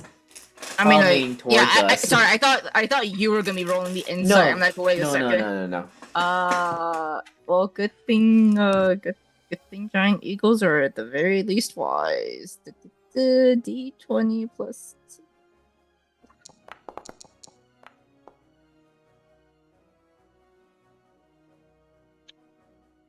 Is it like hunting mode? Is it curious mode? Is it defend my territory mode? You get a vague sense that it's acting erratic. It's acting angry. It's not on like a logical hunt, defend, patrol pattern type beat. It's a fuck Yeah. you specifically mode. Okay, Lonnie's going to yeah, Lonnie's gonna call out in eagle speech, I guess. Just like you're in pain, aren't you? Like Mm-hmm. if you don't attack, we can try to help you. All right, so I have no idea if it understands me. yes, and oh fuck, you guys aren't seeing the C map, are you? Fuck. Sorry. So We're on the open sea map. oh, it says that you're on the Manor Gonger. I'm seeing everyone in the Manor Gonger, and I'm trying to pull you to the scene. Oh yes, it's the map is called Managarmer Open Sea. It was indeed a different map from No, sorry. the, I'm trying to show you 1, 2, 3 open Yeah. blue sea, which is one of the like 3 sea maps I tried to make earlier when Foundry just wasn't letting me make maps, and then made them all later. Anyway, so this is the shit. Like you can see, ignore the thing that says miles. It's actually saying feet. So like it's 750 feet from the main ship, and it's 450 feet from Lonnie. Lonnie's cried out in crow mode. The dragon responds with a deafening roar that sort of rocks the nearby ships, even as it sound blasts the deck, and you all get How this close is sense it to us? Down translation. 700 miles Holy feet shit. away. Feet. Is feet. Lonnie just like screaming at it from like 400 feet away? Yeah, squawking. Squawk-a-locking. So, the fair trade begins as it means to go on with with a d20 roll at disadvantage, and yeah, they actually foul up the rigging and wind up turning over to the left and flounder in the rear a bit. Meanwhile, aboard the main vessel, you guys have cannons, although there's no hope in hell that they're going to angle up. Rashuna has actually gotten on the clockwork ballista, and she's racked a bolt and she's starting to bring it around. And Alfoons is like crouched with his trident, like not sure if he will or won't fight a worm today, but he's like probably Is planning Lonnie to. ever answer me about if it's being aggressive or not? I don't know. Does Lonnie? If Lonnie might have been preoccupied, trying to intercept it, but if you ask again, Lonnie's gonna like is going to relay that it's acting erratically. I'm not sure, but it's unpredictable right now and it's unhappy especially because there's some there it has an injury. Is it a serious injury? Why is it spazzing out? What was it like Some splinter stuck in its toes. right right around Do you the think toes Lee wrote it down somewhere? or something like an injury? Yeah. You did. It is definitely something that will make it more irritable than not. Do you describe it the way Lee described it to us, or something else? I kind of feel like Lonnie is a little too panicked to actually be able to properly convey details because Dragon's kind of coming in fast and she's trying You're to the one figure out if flying there's towards any way. it. Huh? What do you mean you're in fact? You're the one flying towards it. Yeah, she's trying to figure out a way to delay it. By flying. Okay. All right. Well, what do we do then? Do we like prepare to fight it, or what should we do? It's just like a everyone kind of question. We should not try to fight this thing if we can avoid it. We Well, should if it's prepare. spazzing out, yeah, if it's spazzing out towards us, we need to like have a plan for if we have to fight it. I mean, we don't have much against dragons or to worms. We can do what we can, but most of the crew is gonna die. Oh, I'm so glad it's international bond out loud. Jesus Christ, man. Lonnie is going to do dumb shit whenever she gets the chance next. And Zion, is there anything particular you'd want to do? You just continue to help and you continue to go. Does Lonnie get to be on the initiative tracker, or is she? Right now, I'm moving everybody on the Manor Gonger if they're quote unquote Okay. crewing, but Okay. because you're off of it, I frankly think that I probably should, but I'll put you close to them. Yeah, I just need to know like when it'd be with the dragon, with the eagle's decks, would it not? Yeah. So would you break a tie there, or would it? +3 to whatever that roll was, so 9. Okay, so you'd beat the fair trade. Let me just update combatant and put you at 9.5. I feel like I already did something last time, so I'll just wait till my next turn. Yep. And you guys continue onwards, doing good, and it's penitent Gentuli, continues to probably gas way ahead.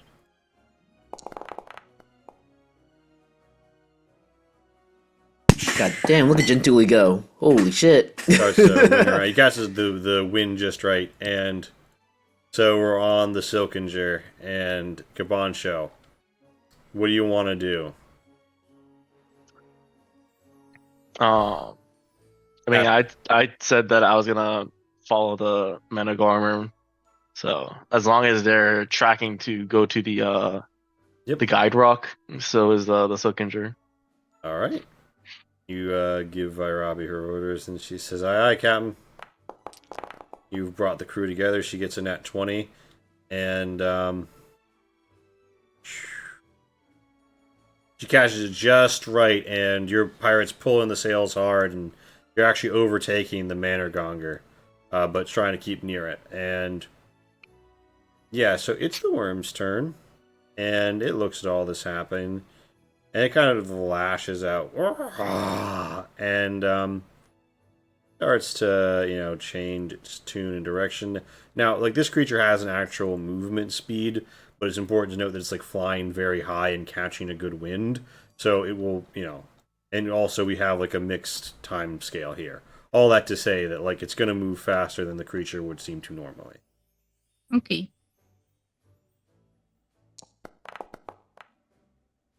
So, it kind of like changes its alignment, swoops down, wings out, and starts to dive towards the water and like skim very low. It seems to have like it spits fire, like not even fire.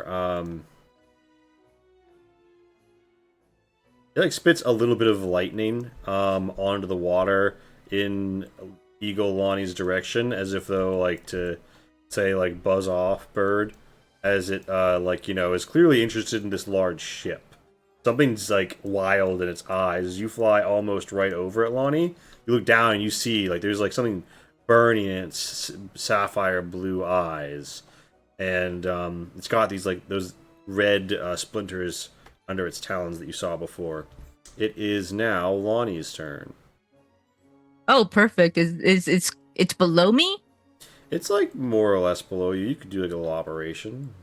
Lonnie is going to dive towards it and try to I guess technically I guess closest thing will be a talent attack, but can Lonnie transfer the bond while in eagle form? Yes, because that would be funny.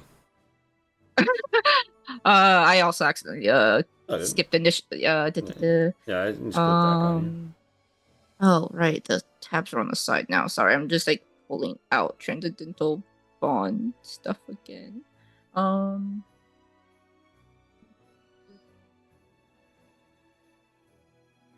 Is there any creatures in action that requires a touch? Yeah, Lonnie's I guess is I don't going to try to hit it with its talons because I guess that's the closest thing to touching it I can do. All right, attack with advantage, or I can attack with advantage for you. +5 to hit. Yes, it's +5 to hit. Man, you said advantage. Mm-hmm.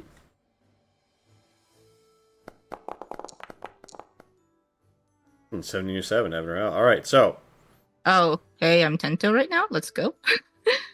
you tap in from above, and the dragon flaps a wing at you. Give me a strength save as an eagle, which is for the record, A lot better than +3. Lonnie's. It's a +3.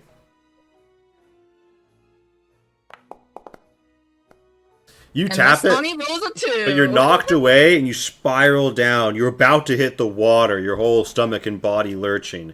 Give me an athletics to pull up. Which is a +3 for the Yeah, eagle. sorry, I'm just making. Okay, it's the only perception that's weird. Okay. 1, 2, 3. Yeah, let's go! Lonnie's somehow doing worse at athletics and So- strength checks. You ram straight down into the water, which, for reference, if you're not like a diver doing a good form, will hurt you. It Yeah. just hurts you less, right? So you take 3d6 piercing the water. Your giant eagle form takes 15 damage. And Okay. you have successfully touched and transferred the transcendental bond. Do you want to, so you tapped him in, presumably removing a Roshi question mark? We're gonna remove Kavancho. Would you remove? Lonnie is gonna remove 10. All right. It just occurred to me that like a guy could be named Ten Toe in like a criminal organization because they have all 10 of their toes. Like, oh, that's old Ten Toe over there. It's not.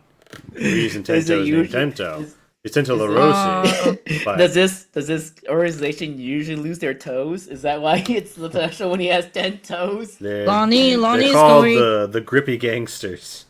Lonnie's just going to call out in the bond, like, we can help you with your talents before, I guess, just frantically splashing in the water and Yeah. panicking. So what you all have seen is Bird Lonnie, Blonnie, if you will, getting knocked hard in the water, and on the transcendental bond, like an angry voice roars back and says, "This wretched curse! This wretched Kehoe curse. I will throw it off. I will throw you into the sea. I can smell it. The red timber, I will throw you into the sea. I am the lightning. I am the storm. There is no divine wind to save you here. And, yeah, it's, Fair Trade's turn. The Fair Trade's like, oh, fuck, we gotta get back under control. Oh, they did it! Wait, did they do it? Well, no. Any Hiroshi, any reply? Yeah, what's Orochi thinking? Yeah, Roshi. Hiroshi's like, what is Tento's new pet? And why does it hate us already? But also Pet? remember, Tento actually can't. You would call me a hear pet? anything? A domesticated animal? I will flay you. I will slag you. You will be nothing but charred bone before my lightning. Do you remember that I don't know Tento who can't you are, reply but anymore? But it's I don't know Tento who got you are, removed. but you're not the master of disguise. I will show you. Come out and face me. Look Voice at in my hand. Hiroshi talking all this Come smack. to the mountain. Fight there. Face me. I'm actually will. very interested to meet you. I will. It's right. I can see the mountain right now. I'm gonna get to it after I get to the ship. It's 600 feet away from me. What? What Round shit? Mountain. So meanwhile, on the manor Hiroshi, don't you know we do face the sea, so I mean You could be cannot near it. hear Yeah. Roshi. Oh yeah. I know. I'm just reminding Okay. Shin that like our castle is close to the sea, so he could be nearby.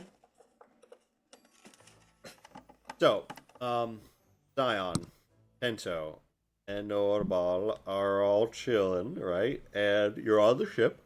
It looks like the blue worm might be making for you, and you can now hear it in your brain. I can. When it says the curse, does it ring any bells? Didn't Treadfar I mean, literally just Treadfar say was anything? just talking about it. Didn't Treadfar So, literally just... Treadfar, but Treadfar specified that they couldn't figure out the origin of the curse other than it was semi-divine in nature. You could roll me an insight to think about what the Sapphire just said, or frankly, let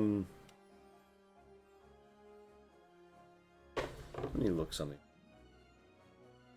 While you do that, can Kabancho roll an Arcana to see if a simple remove curse would alleviate whatever it is? Maybe not strong enough to get rid of it.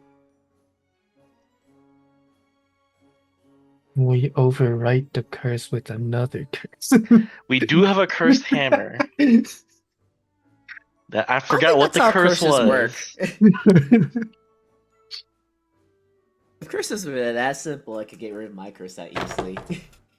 Actually, I could get maybe not now. You just haven't hit critical mass on curses yet. Yeah, right. I just need them to Also, cannibalize each other. do also remember that you had a chance to get rid of your curse. Mhm. Yeah, I know. You've actually had Okay. several chances, I think. Yeah. But it's more fun this way. It's every day with Kabancho is a chance to get rid of the curse. Well, we don't know if actually remove curse will actually remove my curse. This is fair, but track record for it is pretty good. That's true. You know, as a spell that says remove curse should remove the curse, right? Like, it should only thing do that. Only thing it hasn't been able to accomplish is ancient magic curses, straight from deities, and things that will only temporarily stop it. I have thought about it, and I think Zion could make either an insight or an investigation at your preference. Hmm. Of course. Whips out the bubble pipe. Can Kabancho do insight or arcana about the curse? Yeah, you can. Yes. If Zion whips out the pipe, I'm gonna whip out my pipe too. It's like, I don't know what we're doing, but I want to do it too.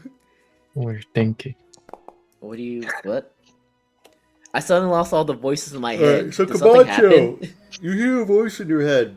You hear a screaming. You heard some stuff about a curse earlier, and you started to you had hold on something that the worm said. The scent of red timber. Now, important question: has Lonnie communicated the splinters yet? Lonnie just said we can help you with your talons, and that I think Lonnie said like it's injured, and it would make them more irritated than anything, but it hasn't explicitly said it. Okay, then Cabancho, with what you have to work with, the best like deduction by insight I'm giving you here is that it sounds like red wood is involved, particularly of the variety that is semi-sacred. So that between that and the fact that the ship that it's going towards was attacked by people who use a whole bunch of redwood arrows, you start to surmise something was going on with the wood. Whoa, whoa! Let's not give Camacho that much credit. You rolled 21. He rolled a 21. Never mind. You know, I'm not saying I'm telling him everything, but I'm giving him like the insight checks worth. You know. I don't know how much longer the transcendental bond is up, but Kabancha is gonna ask. I don't know what your beef with the people that use redwood is, but we're not the same people. We took their ship. We got rid of them. You have not taken their ship. That is no Boone. This is just another of their little agents and spies. You can take nothing. I will take you to the bottom of the sea. The pain. Ah. The timber. We can help you with me. pain. We can help you with your curse. All right, give me a persuasion. At this point, can I see the wyvern at this point? The worm, sorry. Yeah. Is it aggressively coming towards us now? It's starting to angle in with some aggression, yeah. 400 feet away. Okay. Tento's gonna pull out his gun. And get ready to shoot it when it before gets in Tento range. does that, he's gonna do another twist of fate. I mean, you're not on the same ship as me, so So close. 29. I mean, he's doing it for himself. yeah. I know.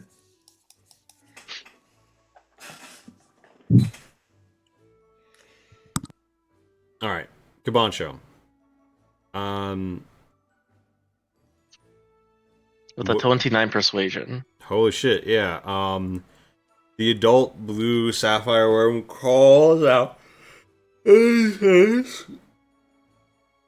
If your Does it need a silk nap? tongue Is that why it's true, cranky? if your silver tongue speaks true, then free me. And it seems like he's coming with less hostile intent. What do you think I've been trying to say?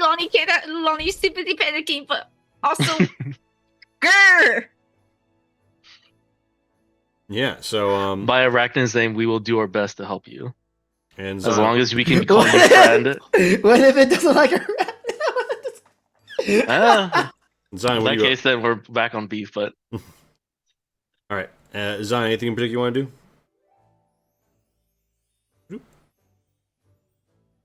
I will go towards where it's approaching from. All right. So at about this point, right, the dragon, so the other ships don't really make too meaningful of a difference. As you guys get pulled into the Managonga at sea.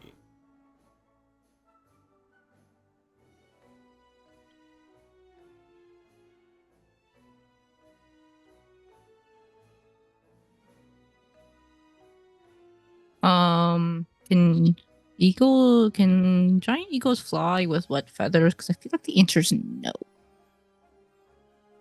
it depends if you get soaked, because Yeah, it technically. depends on how bad the soaking is the real answer there.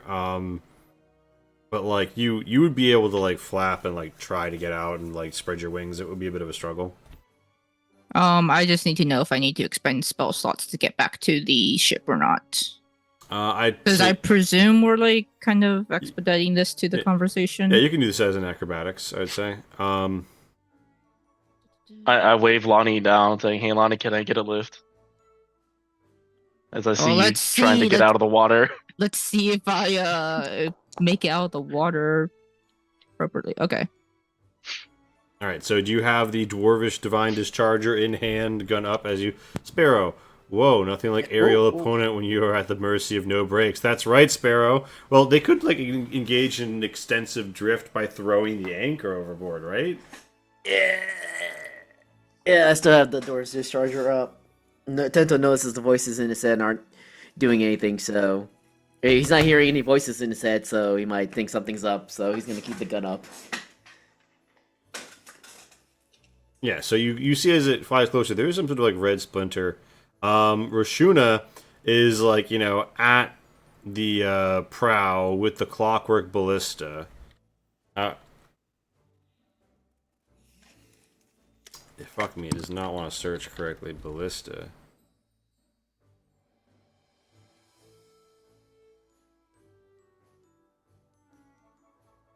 Did no one convey to the rest of the boat that we're not fighting this thing anymore? I'm not the one with the transcendental bond. I'll tell Tento. Hiroshi's egging it on. Why is Hiroshi doing that? It said something about being the king of disguise. Why does Hiroshi care about that? He's a hermit.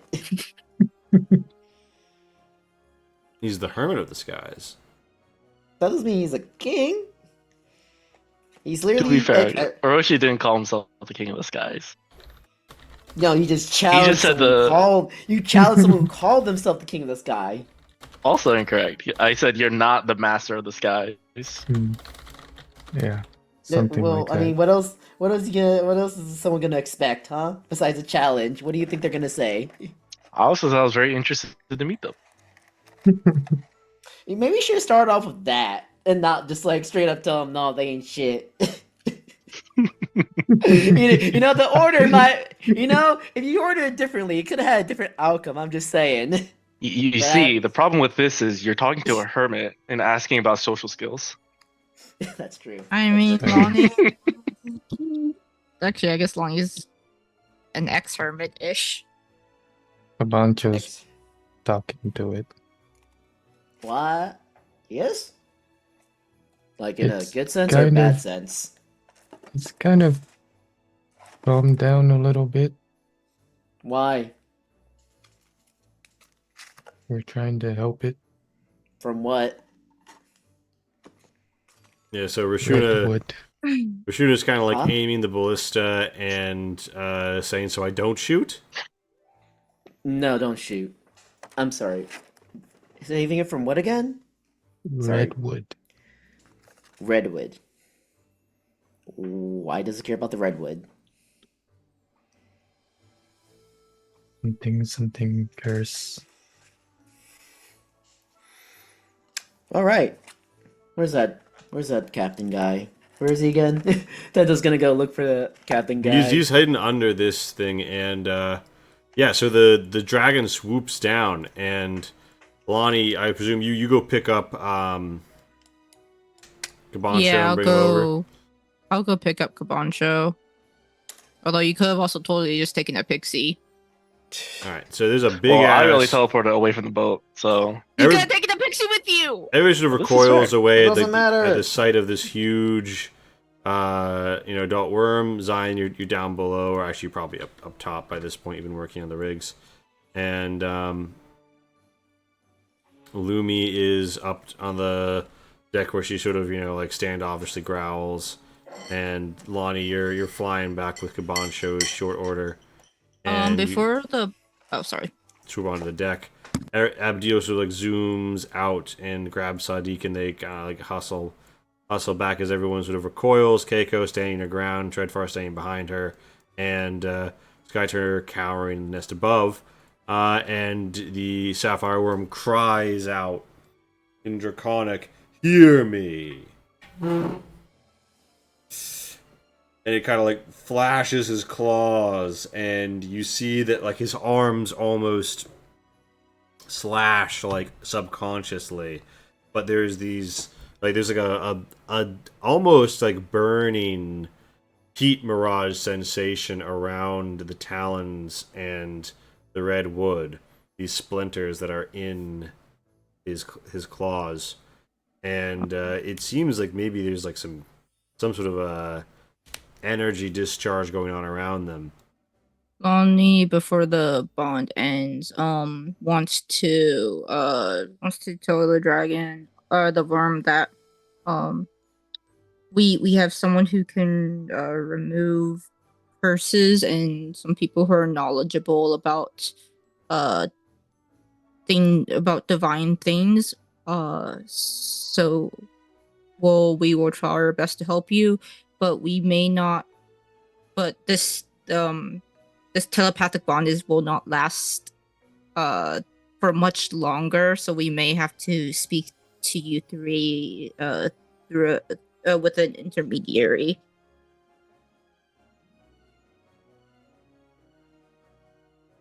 And it sort of just cries out, howling, not seeming to be necessarily the most like organizationally minded at the moment. Mm-hmm. Sort of crushes the banister a little, and one of its legs almost goes down to the lower floor. Hey, I just fixed that. It rears and cries. Oh, were you intending to be in the lower deck sign, or were you staying here? No, I'm standing on the deck. All right. It cries out, and I really need to shoot. I need to make this opening more like visibly obvious. I'll make a new deck anyway. So the adult sapphire worm is sort of howling, but even though like it still stanced up in like a combat stance, it seems that the honeyed words of Kabansha convinced it to temporarily stand down.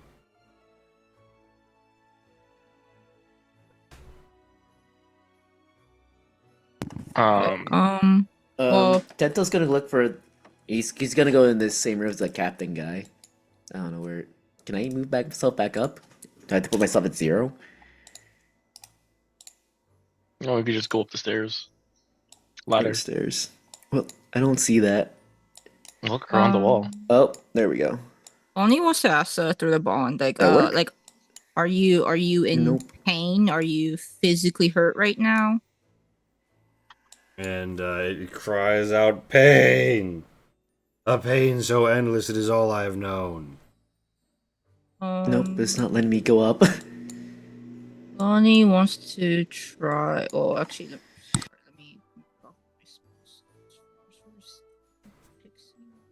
Okay. Lonnie wants Just to put try yourself a at 0. cure wound at 3rd level. It's not letting me do that. Oh. Oh, you know what? I probably have to be at fucking at the stairs or something and then set myself at 0. Maybe that'll let It didn't me do work. This is I'm colliding with the ceiling when I do that. Yeah. Where the fuck is the exit? That is it. So you need to wait for Lee. Yeah. Sorry. How can I help? Can you bring me up?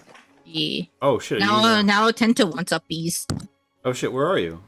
Oh. I'm below deck. Oh, I'm sorry. I didn't fucking set up those stairs properly. Let me do that really fast as well. So like yeah, if you step here now, it should work. Yeah. Okay. Cool, that worked. Oh wait, the guy I want to talk to is right there. It's Captain Gargamar, and he's like, what's going on the deck? Everyone's screaming about a dragon or a worm or something. Yeah, there's a worm there. It's pissed off. You know anything about that? Damn. No. Other than, what kind of worm is it? What is it? What does it breathe? Blue I guess blue sapphire kind of worm. I think I saw it shoot out Lightning? lightning from its mouth. Yeah. Lightning. There were strange lightning marks on the ship of the Sea Lord.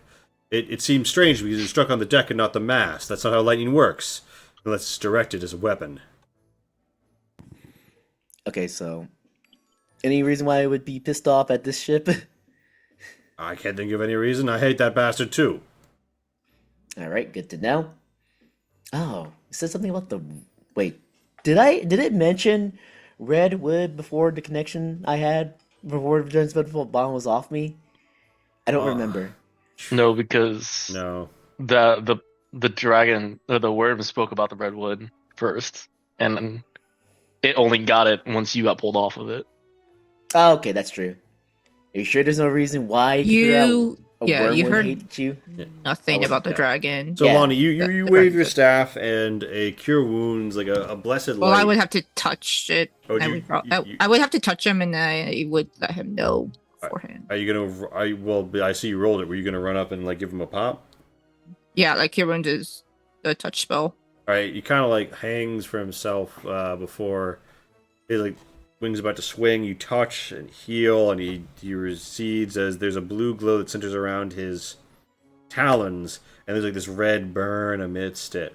And even as the healing happens, you see that it's like burned away by those splinters. Did that help at all? Even a temporary relief? And it cries out in Draconic, and it says, "Every moment, pain. Your magics will not avail me of this." And This is not through the bond. yeah, I don't think you can understand him. Okay. Can I interpret it? I'm Translate. gonna just assume it's an unhappy roar. Okay. Yeah, I'm so- assuming we all see the glow of the splinters. Yeah, and it says, "Faster! I cannot contain myself forever." Zion, can you come over here and help me with this? Yeah, I think sure. we're gonna need your strength.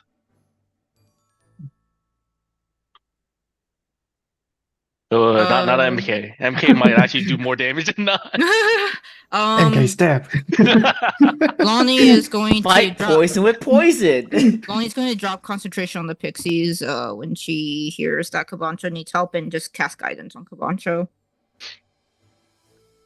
I don't know if this is gonna work, Zion, but you see that the red wood sticking out of it. It's talons. Yes. I am going to cast remove curse, and you try to yank it out. All right. Lonnie, can you prep another cure wounds afterwards?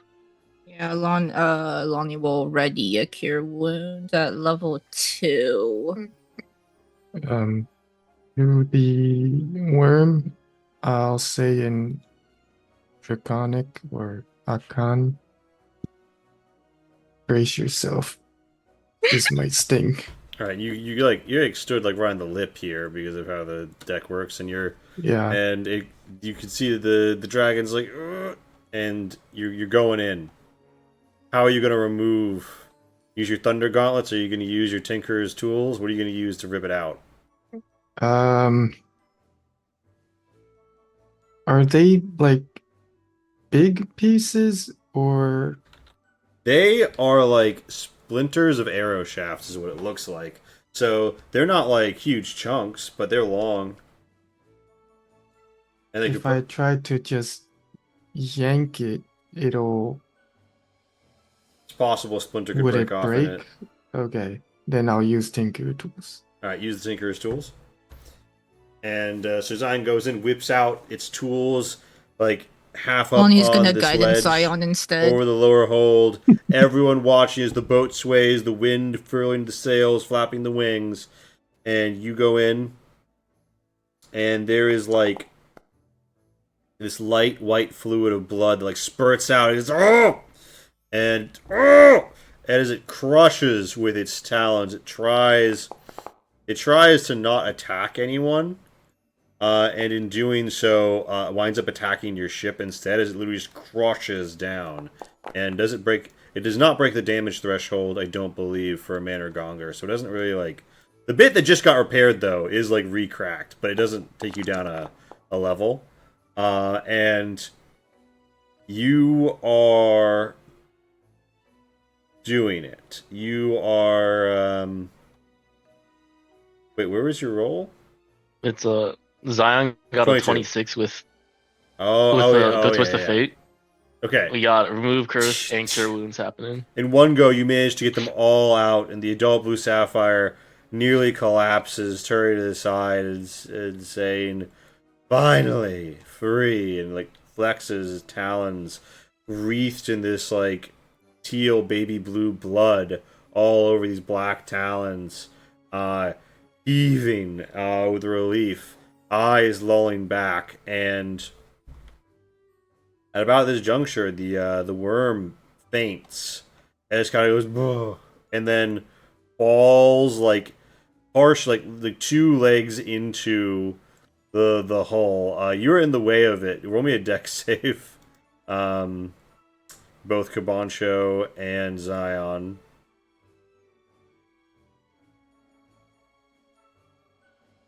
I forgot. Where do you do save? Just hit Dex. Not to check.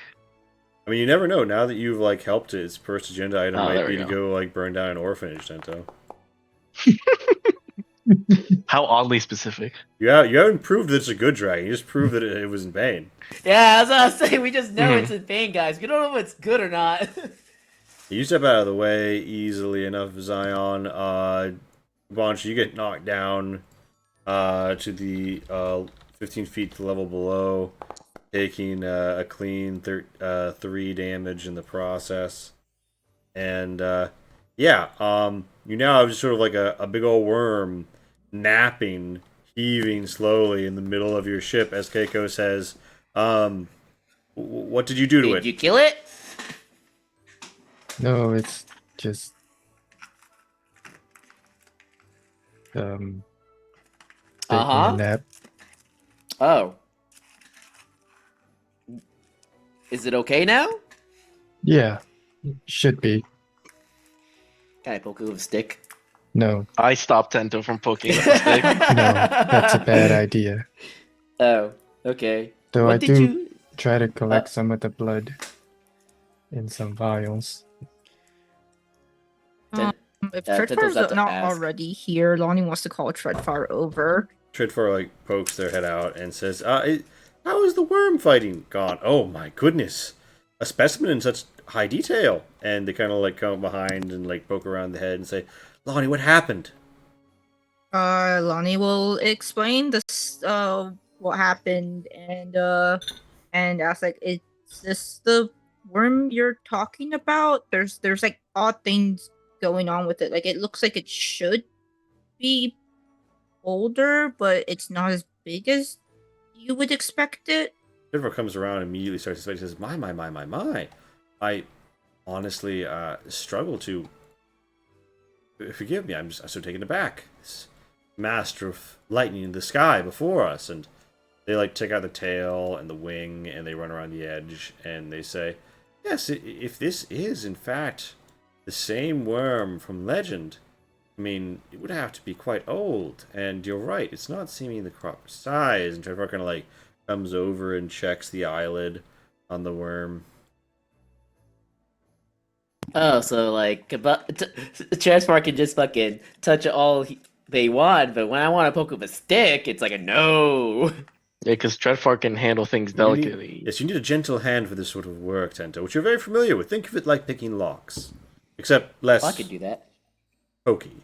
And yeah, Treadfar examines and says, "I see. One of the verses makes sense now. It was talking about shafts, I believe. It looks like there was some sort of permeation of its scales via that red wood.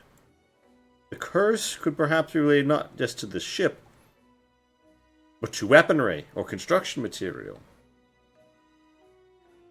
Of course, we'll need to converse with the worm at length. I'll have to brush up on my Dracon. I'm sure Zion can help me with a primer.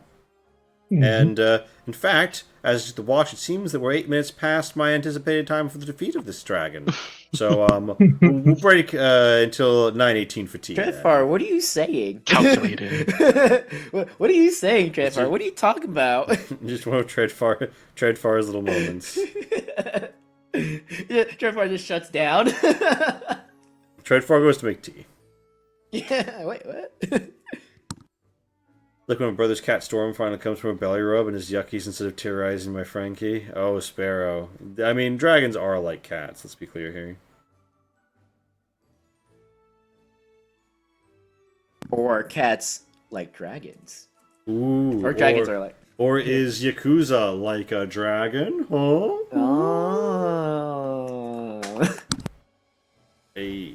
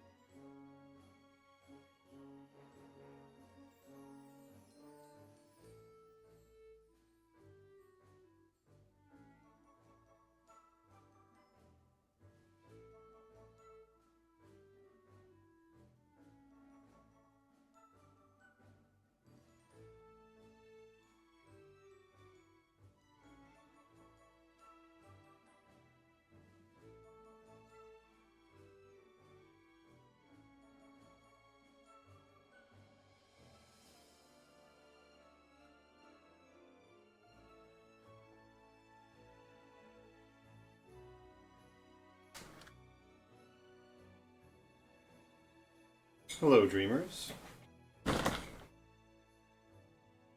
Hello. Hello. Hello. Hello. Do we Is it have... me they're looking for? Well, yeah. I No. mean, you're one of the four I'm looking for, as it says. Hey, is Shin back? I mean, I was like, right now we're actually looking for Shin, not you.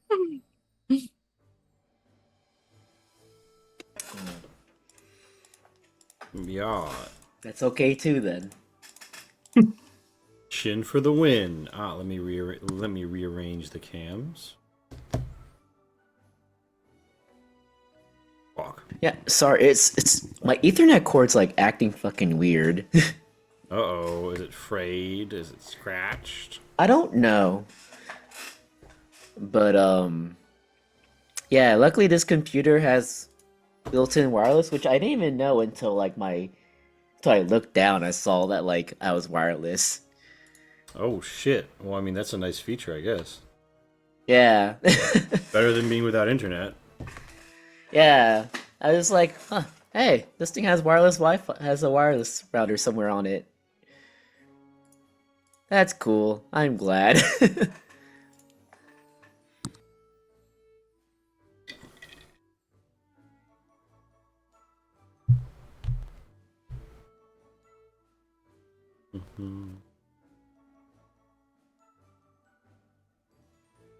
All right.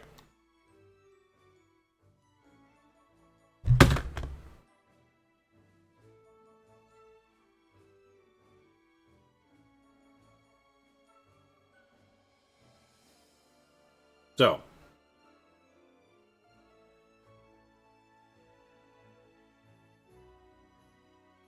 there's a new fade in, fade out feature on like elevated elements that I don't understand, but seems. So, we're all back. So I'll remove the break, and here we are. Back again. Aid Lee's back. Tell Lee's friend.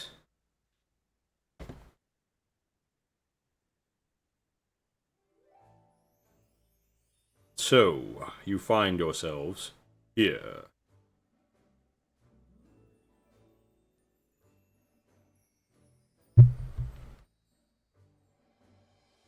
You find yourselves on the deck of the Mana Gonger with a big blue sapphire honk shoo shoo shoo me me me me's onto the deck and into the loading grate.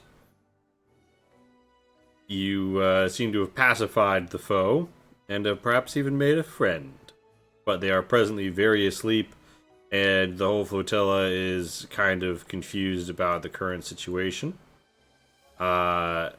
Keiko looks at all of you, walks up and says, "So, do we think it's friendly?" I think it's friendly enough that it's not gonna attack the ship. Is it gonna wake up soon? I don't know. It at least won't act as erratically as it did before. I'm not sure what this one is like normally, but they weren't in their right mind before.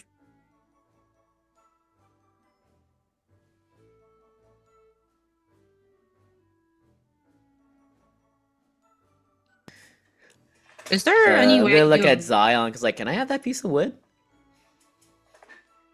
is there like a medical check or a nature check I can do to like guesstimate how long they're gonna be out for?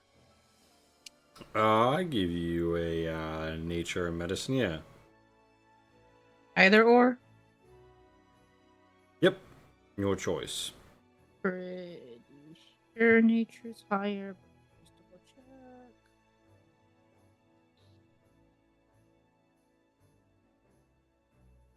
Oh, huh, medicine's higher. Okay. I'm gonna guidance this shit.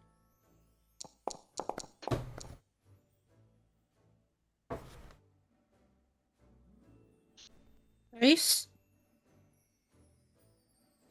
There it is. No, you were almost a 16. What if it's a 16? Alright, so. You suspect that they're probably going to be out, for most of the day. Perhaps they'll sleep through the night and wake up with the morn, as it were. It's about midday right now. So dawn till tomorrow morning. Yep, that's what it's looking like. Or tonight. But, out for a good few hours. Lonnie will relay that. And just ask do you think they'll be upset being further from their home? I mean, I presume we intended on just to keep sailing.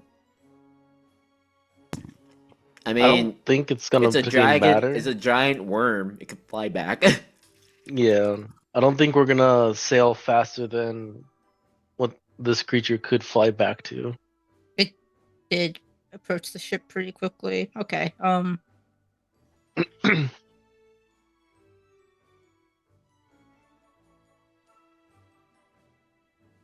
I guess Lonnie's gonna try. Lonnie is going to stupidly try to maneuver the the worm's body to like be in a more comfortable sleeping position. Like I don't know, like tail Good luck with that. not in a tripping position. Lonnie may or may not enlist Zion's help because Lonnie sure as hell is not lifting up the tail. Try to like fold the wings in. Yeah, you're like trying to like tuck the dragon into bed. You get him like a little sleeping cap, a little hot cocoa. I think it's a moot did point Lonnie is the make fact that since the fact that it's like halfway into the second the under deck.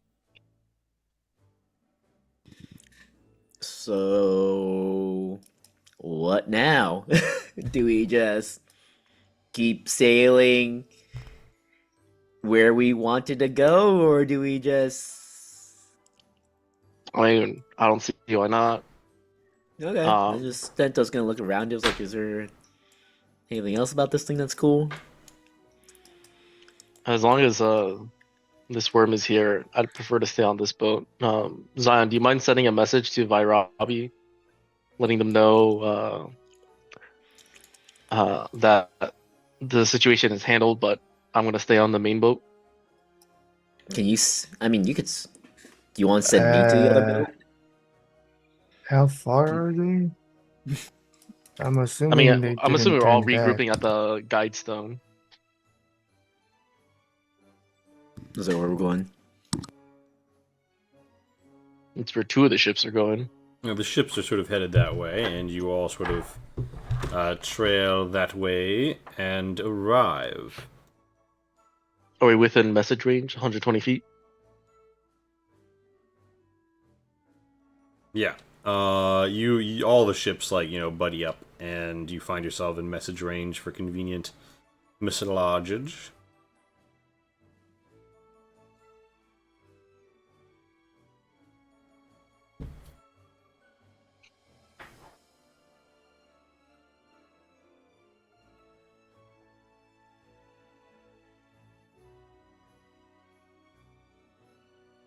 Cabantro's gonna start taking a short rest in front of the sapphire worm. Lonnie is going to dump a couple more healing spells around the talons, and gonna set up camp under one of the wings to protect her from the sun, and try to take a long rest. Why would you go under its wing? Then it's like, why would you go I under need its sun wing? protection. I would Then go below deck. Yeah, I would not trust the sleeping worm not to crush you. Yeah, what happens if it like fucking moves and like knocks you off the boat? Well, to be fair, if it rolls over like that, I think many of us are kind of fucked. Yeah. Nah, Yeah, I mean, yeah, but regardless, like, this is especially if you're right there.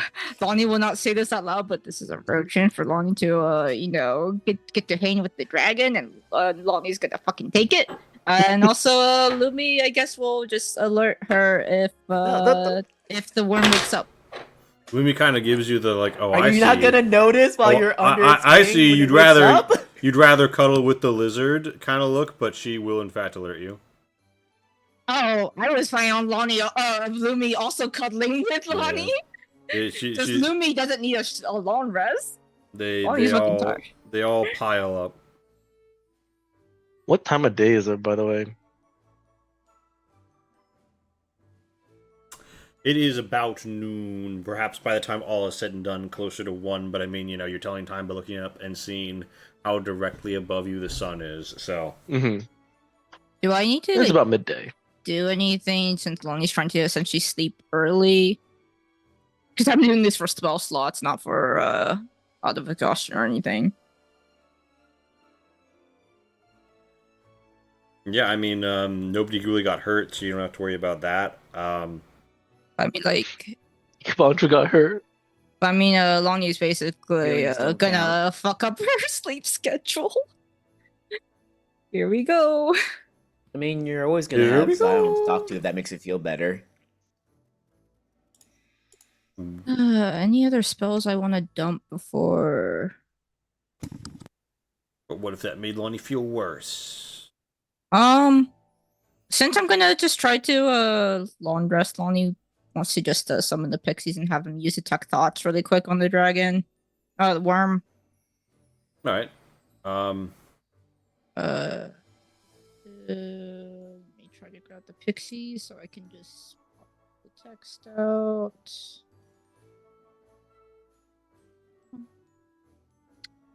Spell book. It's really funny because like the summon, so I presume the NPC sheets are like still the same as the old one. Yeah.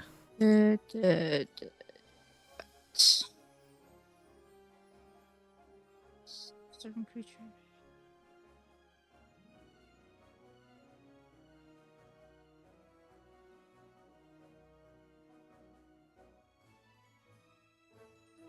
Lonnie's just gonna go for surface thoughts. Don't you? Wait, are you using this on the dragon? Mm-hmm. Yeah. Isn't that, a little intrusive?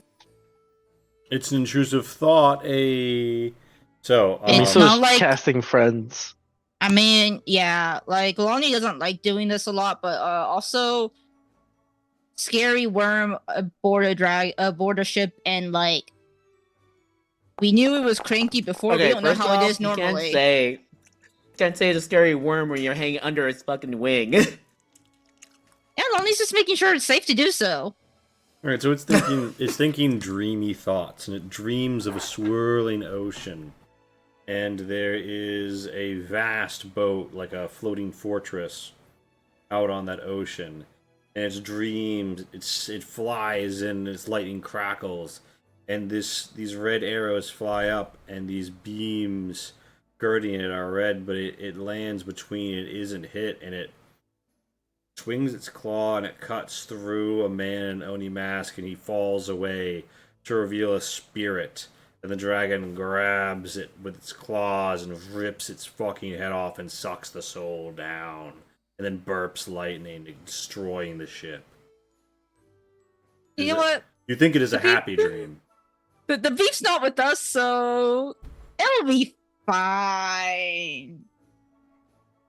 It'll be fine. It'll be fine. Yeah. Yeah, it'll be fine. It'll be fine. Yep. Lonnie's just gonna try to go recharge spell slots. Alright, so. And I'll put you down to 0 feet. And yeah. So, you have. Left the room, and I thought your campaign ended. What do you think? What do you think had happened, Sparrow?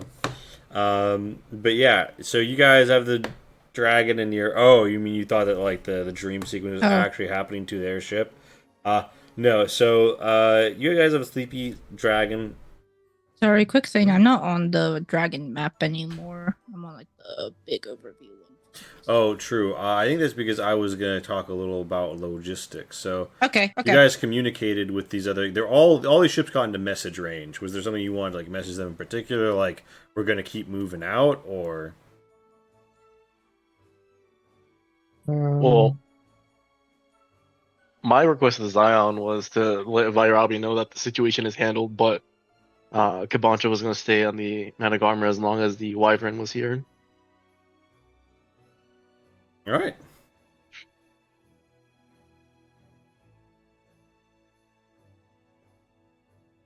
Yeah, I'll send that message.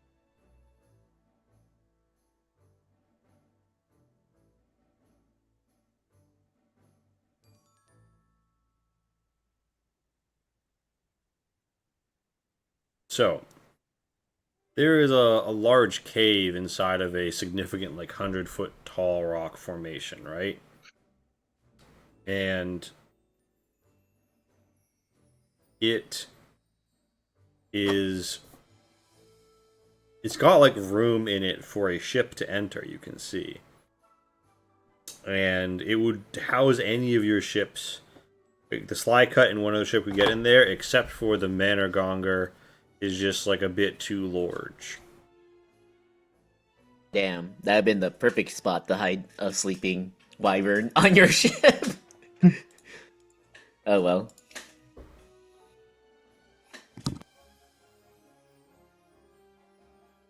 So, Well, Kabancha's going to go to Captain Keiko and Treadfar, I think. So what's the significance of this guide rock that you mentioned earlier?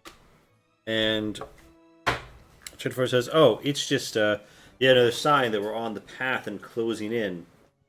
That being said, because it's used to navigate, it's not impossible other people will happen by, or might lurk in its periphery if they were looking for long-haul ships, like pirates Well, hunting for merchants. At this point, though, I mean, we have such a flotilla. I don't know what average pirate would risk any sort of confrontation with us." well, we are worried about a non-average pirate, but Should we Wow. cover the dragon with like a cloth or something?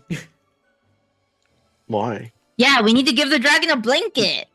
Duh. Because I don't know. Why? If a ship passes by us that isn't a pirate or anything like that, I don't think we want them to see us with a giant dragon on our ship. Or giant wyvern on our ship. What are we trying to It's hide? actually neither, Darren. It's a worm, not a wyvern. But Sorry, okay. worm. I don't know, just an idea. I don't know if people you want to show off that you have a giant worm on your ship.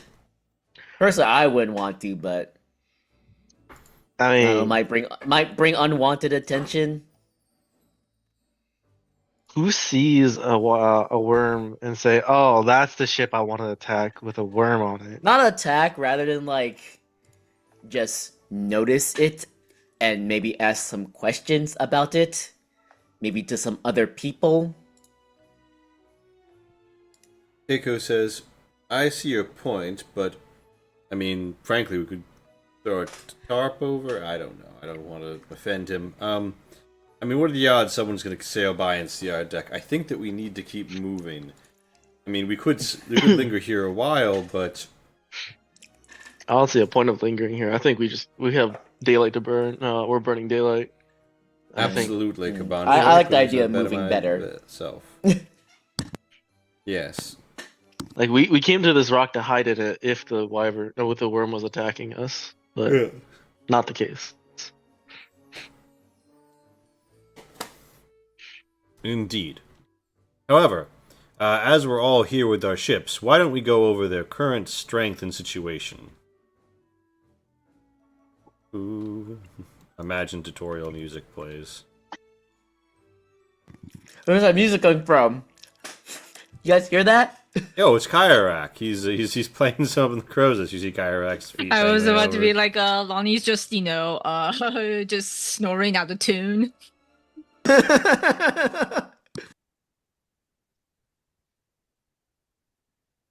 Kyrak, where did you learn that tune? Oh, I learned it in the tutorial screen. What's a tutorial screen? I think you learn about it when you're older. So, Insight check, is he lying to me? what did you roll on your insight?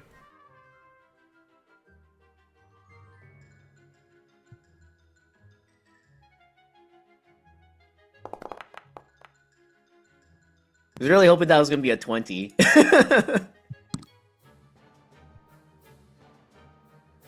What fucking scale did I make these numbers in? Oh, okay.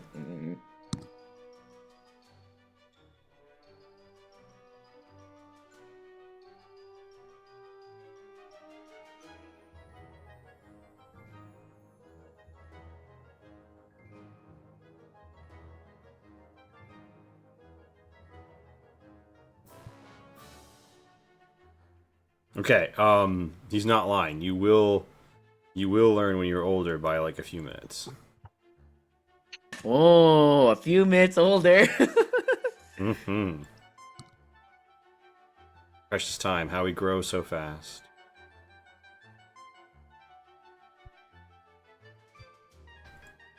And open sea zoomed out map. Doing shipboard. Yeah, I think of it the War of the Lee.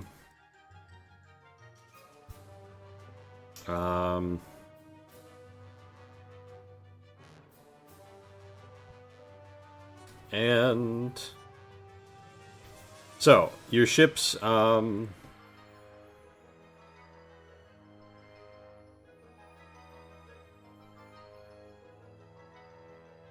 do I designate this? What colors do I even have available?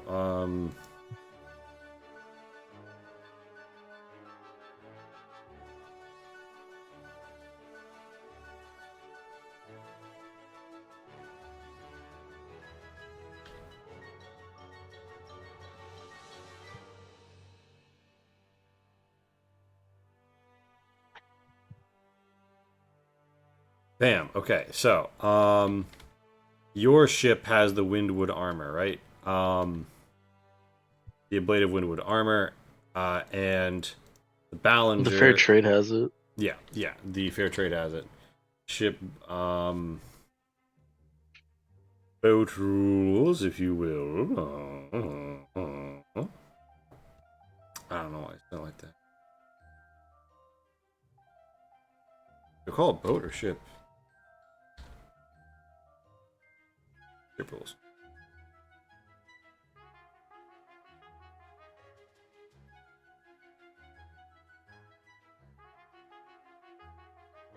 So, a Ballinger max is at 4.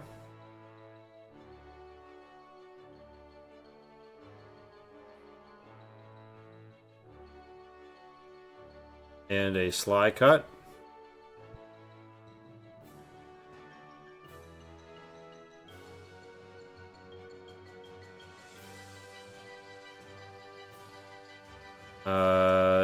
Maxes at 3. So, this is like the relative strength of all of your ships, right? Rather, this is how many wounds they can take. Yeah.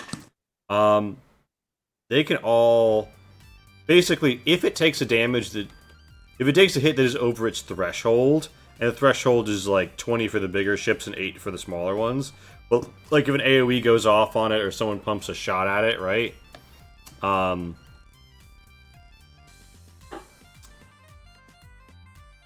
Then that happens. If a siege weapon targets the hull of a ship, it's actually supposed to roll its damage to advantage. If it's targeting specifically the hull. So, you would note that even despite your best efforts, the Managonger is still at like the max wound levels of the Sly Cut. The Ballinger is pretty much doing fine, and the Fair Trade is doing well as well. At the moment, you have all of your siege weapons have been moved aboard the Managonger, meaning that it is the only one that can like take meaningful shots. You could redistribute some of those weapons to your other ships, such as the Ballinger or the Cog.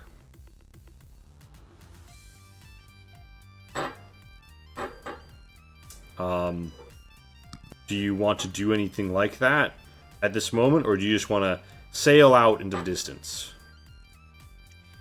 How many cannons are on the... The Managonger has 3 cannons. I do think we should probably put one on the fair, at least 1 or 2 cannons on the fair trade to let it have something. Yeah.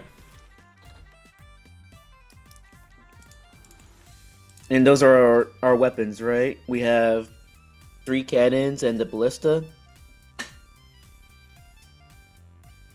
Those all the siege weapons you have available to us? Am I forgetting one? Question mark? No, I'm confirming. But as you asked to confirm, I feel like I am forgetting one, but I don't know what it is. I don't think so. Yeah, I think that's it. Alright, there wasn't like a second clockwork ballista made or anything. Not yet. Guys, wanna like, give me a day. Important note. Do you want to keep the that- powder weapons all on one boat and just put the clockwork ballista back on the fair trade? I feel like with the fair with the manager, I don't know how to pronounce that correctly. The I'm manager. sorry. The manager on the bigger ship. That one probably be the one in the most combat. So I think we should keep the ballast on that because people will be targeting that one definitely more. At least at first. But Just the I think concern of we splitting should- the powder weapons that are, known to explode. They're not known to explode. The powder weapons? Yeah, they are. Yeah, the closer they are to Serenado, but we're far away from it, so they shouldn't just randomly explode. Well, so random magic can cause problems, but you know that out here on the open sea, it's slightly less likely. Yeah, Yeah. it's just less likely. It's still a risk, though. There's a reason why not. Black powder will happen randomly. The alchemically charged stuff is usually fine. Are we not using the black powder for these cannons? So there is blue, red, and some black powder in their powder store. You could choose to do away with the black powder, or you could choose to keep it. Or you could choose to keep it on only one ship. Because, yeah, if it exploded, you'd be kind of fucked. Or that one ship would be. You have 4 ships.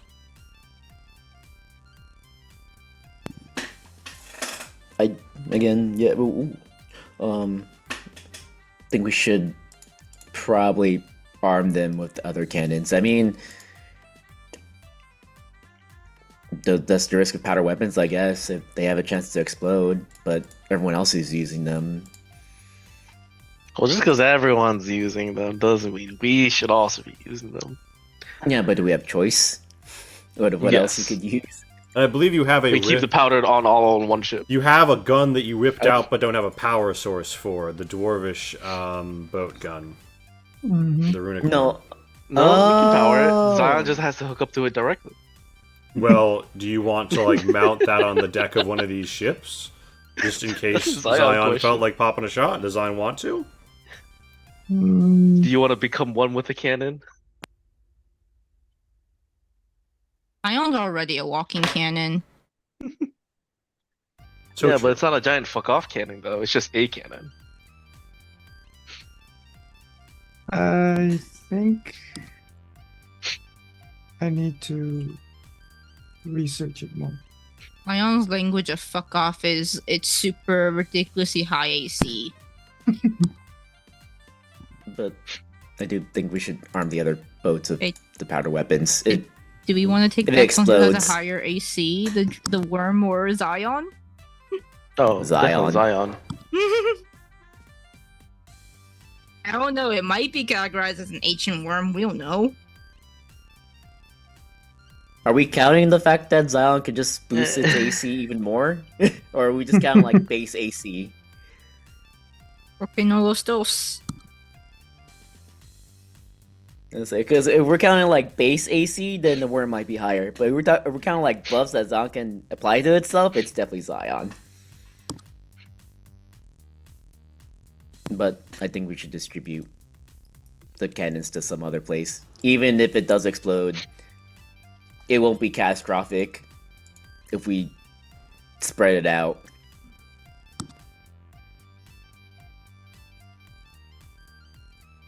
But it will be catastrophic if they're all on one ship.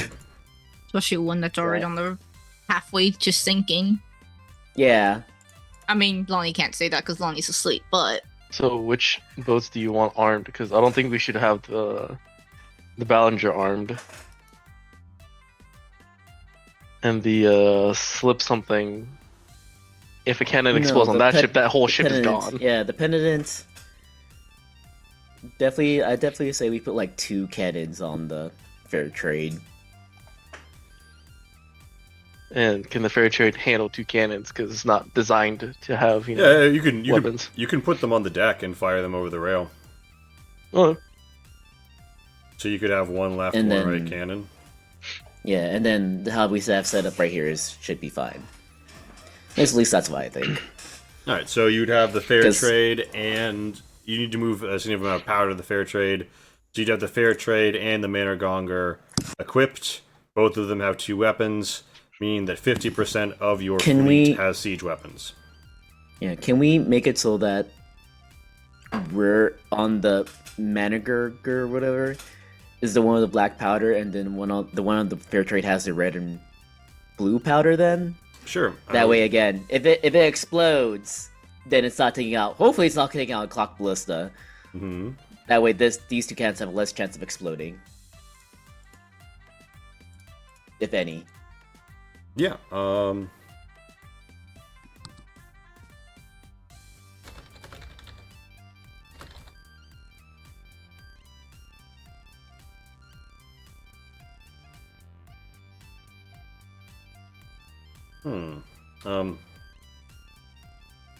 This actually doesn't want to. Whatever.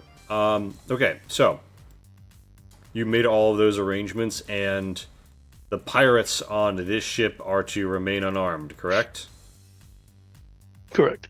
They may earn their rights to carry knives eventually. Oh Alright. wait, no, never mind. We're not back on the pirate ship. I'm like a little curious about their reaction to the to the worm just sleeping on the ship after their whole panic. Everybody's like really marveling at this from all of the ships. And what are your standing orders for each of these? So, like, the Manor Gonger, we assume, is going to be under direct player control, right? Or at least, like, player influence. What's the Fair Trade's standing orders?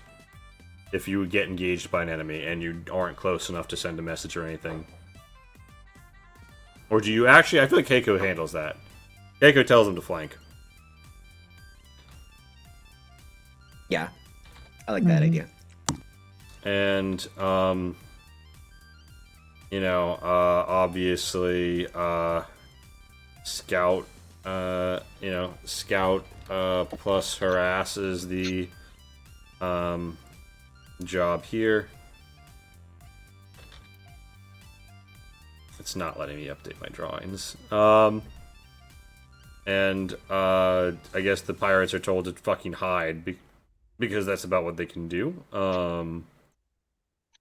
Yep. I mean, if I'm on the boat, I'll command, but I think their standard is maneuver and be a little behind to pick up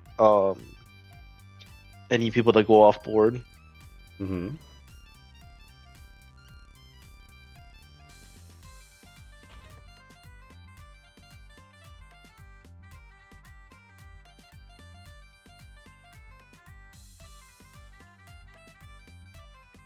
All right.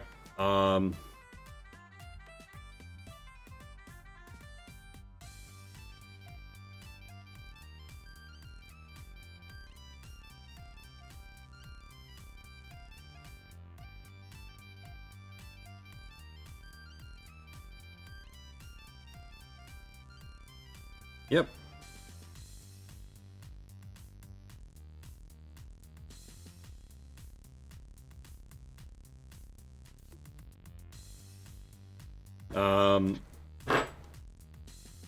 And yeah, this is the flagship. So, yeah, for no particular reason, we've established the weapons get moved over, the powder gets moved around, and the No reason. I'm gonna looks around, and the guy who you had a little chat with about the rubber blade earlier, Hinkler, guy comes up to you amidst like the moving of the cannons and says, Captain, I can't help but notice it looks like we're all getting ready for combat maneuvers here. Couldn't help but notice that we were also still a little unarmed. Well, it's been like 2 days. We gotta build a little bit of trust before we can. I understand, but I'm not saying that we need to have them all the time. But is it possible you could, I don't know, like if you had a locked chest aboard that only you could open, and maybe lock it with magic or something, just in the event that an enemy comes upon us, or we come upon an enemy, or we have to fight that fucking so-called Sea Lord again. We'd want some advantage on our side. You do bring up a good point. I want to try to insight check at least this man. Mm-hmm. Damn. I mean, he seems like he has a legitimate reason. He has a very legitimate reason. Real quick, did we have a long rest? Or short rest? Sorry. I call it. Has a it short been enough rest. time? I call it time for a short rest. I'm gonna use a twist of fate then. Ooh. Shit. Hey, they come back on a short rest. I mean, to be fair, they also said whatchamacallit. No, it's just They also suggest like a magical lock and was like, okay, a normal lock I can see them getting into. A magical one though, hell no. does Zion have a magical lock? Alright, so 17. Zion can. The Kabancho. Yeah, you're pretty sure that you know what the fuck is up. Like, these doofuses are not gonna get one over on you. So, here's the skinny. He has a legitimate interest in self-defense. He is presently angling his legitimate interest as, I'm worried about the pirate battle, because he is, right? But also because he's just worried in general that as long as he and his fellows are disarmed, they're going to sort of be, at a sort of mercurial mercy, and they'd rather move towards that armed category. Mm-hmm. As far as he's concerned, like, he's obviously useful in a fight, in addition to sailing, and, now that he's done good sailing for you, he can do some good fighting for you, and, become a more holistic part of your crew. But there is that aspect of, like, if some shit goes down and, like, the wizard robot goes crazy, or, like, people start turning on them, or they try and sell you out, you try and sell them out, like, he wants to have an axe or something so that he can, and, like, yeah, he's proposing to start out locked, but he's obviously, like, long-term angling just to be able to have weapons again. But he understands that there's, like, that trust that needs to be built. I will take a leap of faith with you. I'll get your weapons back. But none of those guns. Odds, and he says, generous. We'll show you we're worth it. And keep in mind, and as a friendly reminder, armed or not, we can take you on. Just keep that in mind. I've got no illusions. In a situation you need to make a decision. I'll keep that in mind. We're here to fight, not you, but the enemy. One of our weakest party members did kill like 4 of them. Yeah. So there are 2 arquebuses and 6 pirate pistols that you guys seized. And they're not like, the best, but they certainly exist. And that's I'm just showing you like what the attack and damage is like. Can I take this and drag it onto my sheet? I should be able to, right? I don't know. Between sheets, yes. From the chat, no. Let me see if I can pull up Tento and do that to him. Badoop, badoop. Also, keep in mind. Oh, your sheet is weird and new. How do I get to your weapons and shit? You press the bag icon to the left. The second from the top on the right side. Second from the top. Right side, sorry.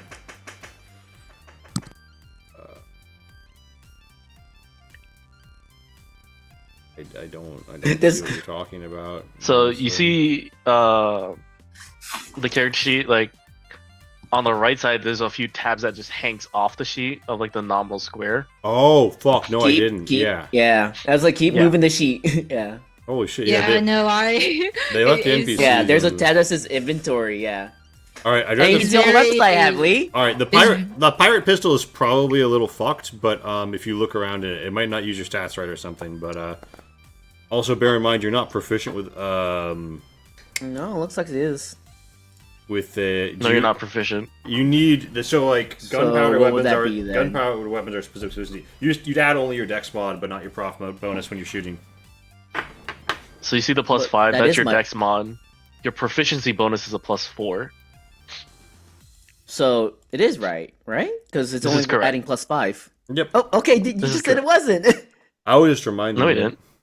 We said it might be fucked. And I think the thing about these guns is they don't add your dex mod to damage. Oh, So- okay, wait. Is it doing that? No, it's not. Okay. I just rolled that to It says show you. bonus. Okay. Yeah. Okay. Yep. So it's Jesus, just I don't know why it stopped being the pirate pistol. That's weird. Let me edit that. so this whole thing is settled, and you have a bit of power in shot. We won't nickel and dime you on that.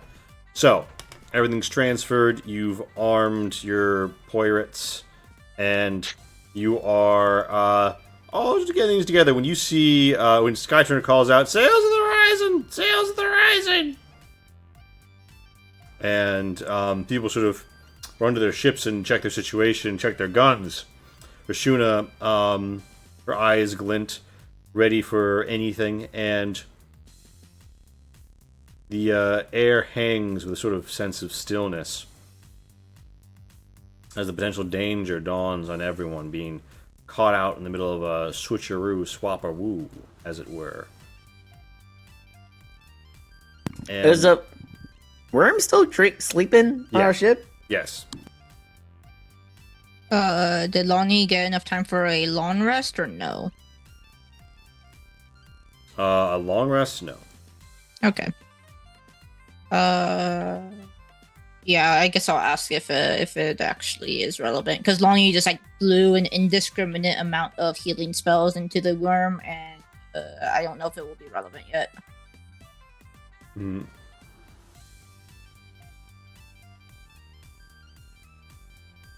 Let me go to boats. Add. Cool.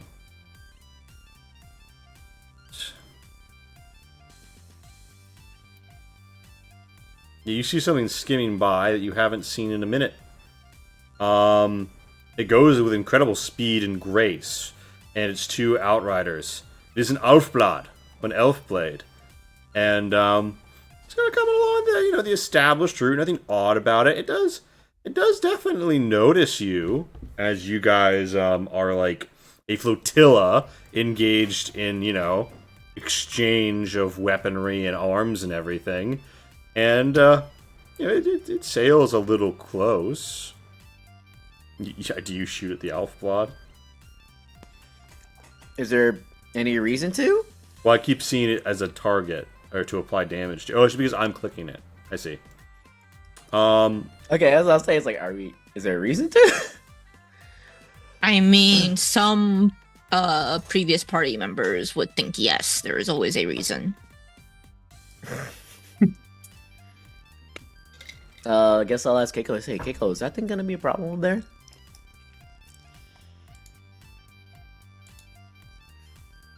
It's kind of close to us.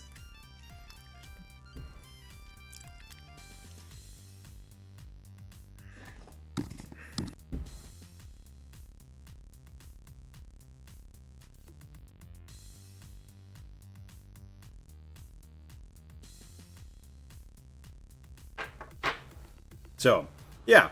It's like, and thank you for the War of the Lease. I think I already did one of them, but I'll do the other.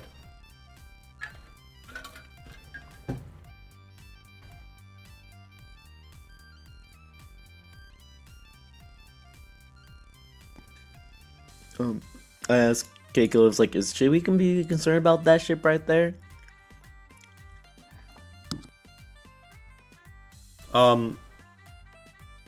Keiko looks out and says, I mean, it's an Alf blade. They're almost all merchantmen.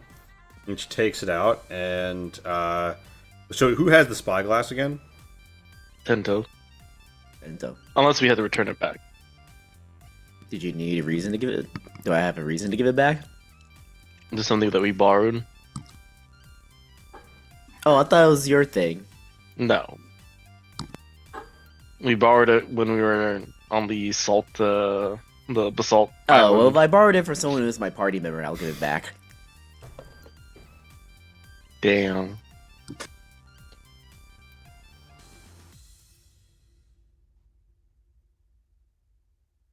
So presuming Captain Keiko has it.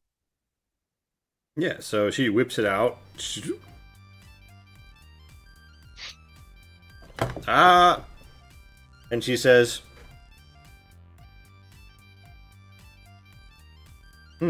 well, hard to tell much of anything at this distance. Do you want me to give it a go? How sure are you that they're merchants? She says, I see 3 ballistas, which is a little more than I'd usually expect for self-defense. But it's, dangerous waters, as you've seen. And, yeah, do you wanna check them out with your glass, your spy glass, Tento? Yeah. Give me that perception with advantage as she hands it to you. Perception with advantage.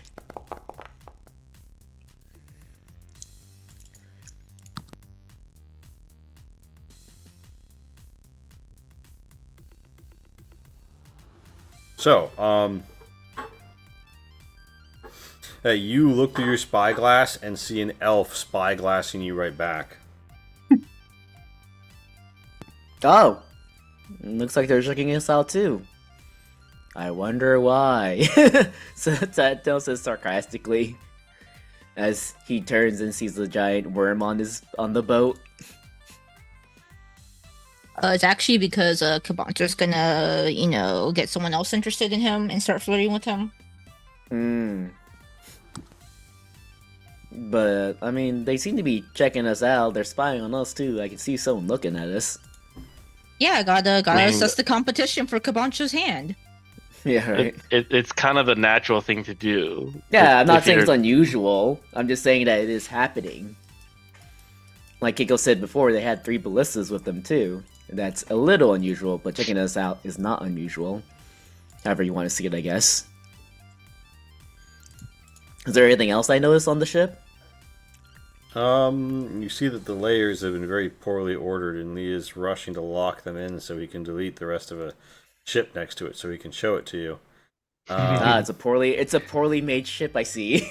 No, well, the elf Tento, layer is quite that's not how that works. What? What do you mean? You're not the one with the spyglass. You don't know. Yeah, but like you can see it's sailing fine. It's not a poorly made ship. It's sailing actually pretty fast. It's 500 feet away. You can't see shit. Sorry, 400 feet away. I can see a boat. I can see it not sinking. Just because it's not sinking doesn't mean it's not poorly made. Something weird has happened to the mast layer. I wonder if it's because I can't select things below a certain footage. And Tento's curse is reaching out of the game. The jank. Yeah, sorry, I'm trying to give you guys like a good view of this, and I'm not doing a great job. Oh god, wait, is it not gonna let me move that independently now? It's just foundry jank. Okay, so here's what you see. I'm just gonna, if I can't do this in the next like minute, I'm just gonna narrate the whole thing, because you've technically been on one of these boats before. You know what they look like. It's not the end of the world, but I would like to give you a nicer visual presentation. But you see, the captain is an elf. The captain is an elf, garbed in the style of Isfahan, and he's got like swept brown hair, and he is pretty striking. He's tall, and he's got like a sort of graceful gait. You can see he's got his own spyglass, and you can see he has a gilded hilt on what appears to be a rapier at his hip. His crew is quite diverse, like your own, from a variety of cultures and species. And he has, obviously 3 ballistas. You know that an Ulfblade is one of the safest and fastest ships on the sea. It tops the charts and everything. It's the fastest. It's rare. Its hull threshold is on that with a cog. It is 6 max wound levels. It's up there with the Gonger at max HP, except, you know, they're actually max right now. And, yeah, I mean, they are pretty impressive on pretty much every metric, other than they don't have a fuckload of extra decks. Like a ship like a Bagliano or a Menegonger might have. So it's more suited towards just riding around and possibly taking quick pop shots rather than carrying stuff, right? Well, it's intended as a cargo ship. It's just very fast. It's like it's a fast cargo ship. But it's not like the biggest of the cargo ships by any means. Okay. It's not gonna let me edit levels tonight, is it? Nope. All right. Well, just assume that it doesn't matter that the mass is off to the side. Seizure of the mind. Yay! So I just let Keiko know all that good jazz. Then all the stuff I've seen, at least with the captain, how he's an elf, diverse crew. He's got a gilded hilted sword. I think that's it. That's I believe that's all that he told me, right? yeah, pretty much. You summarize everything there is to summarize, and oh come on, Ballista was just bringing it up. What are you doing? Oh boy. Ugh, are you kidding me? Are you kidding me? I hate this fucking search feature. So, just the important note that I thought was worth giving here being that they are rigging one ballista at the nose, right? And another two are sort of off on these ballasts, which it actually rides high in the water and moves incredibly swiftly, in part because it is lifted by some strange feature of how the elves build this ship.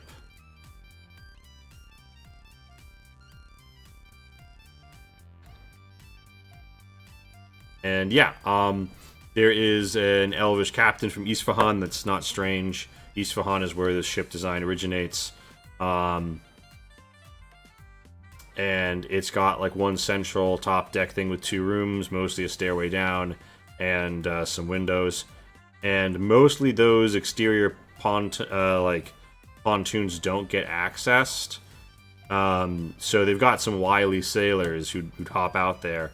And it is a 3-mast vessel. When it catches the wind, it goes fucking fast.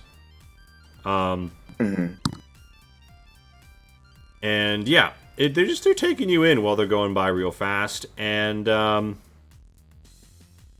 because there's no the eye should be able to give you a view though, right? Let me throw that shit out. Boom. What about now? Yep.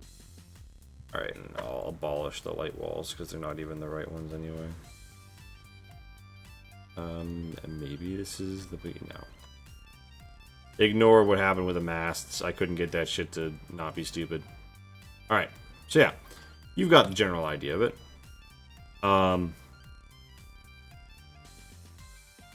And the most important thing here, right, is that you can clearly see that it's fairly well armed. It's a very fast, nice ship, and there is a pirate captain who is sort of pacing the deck of it. Not a pirate captain, per se. There's a captain. Okay. They look like sailors. Alright, I mean... Are they flying any kind of flag? No troubles. Are they flying any kind of flag that we can recognize, or anyone on the ship can recognize?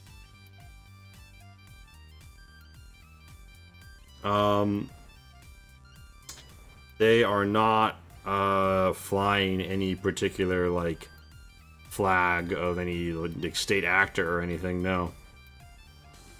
But that wouldn't necessarily be how merchants operate anyway. Alright, I mean, Kegel said they weren't a threat. I didn't see anything too strange, so I don't see what the problem is. They can cruise by us.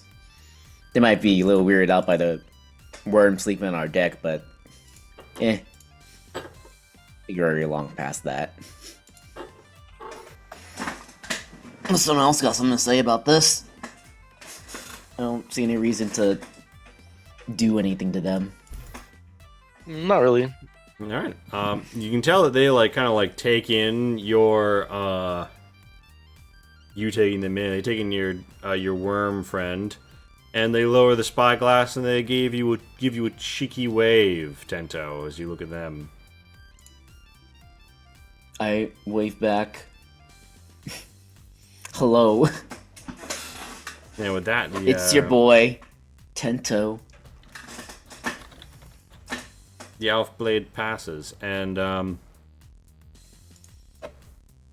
the crew is prepared.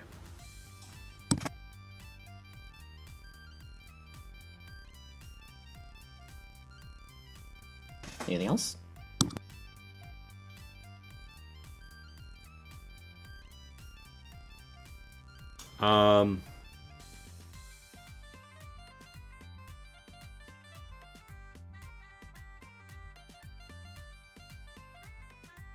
No. I think that's probably everything that you've presently taken in, and you're by this big rock, and you could explore the rock slightly if you wanted to. You don't think it's necessarily brimming with stuff, and you're prepared to sail onward, very close to the end of your journey.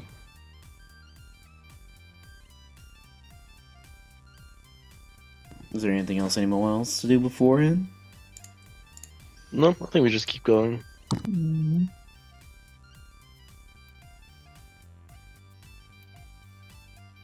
Onwards.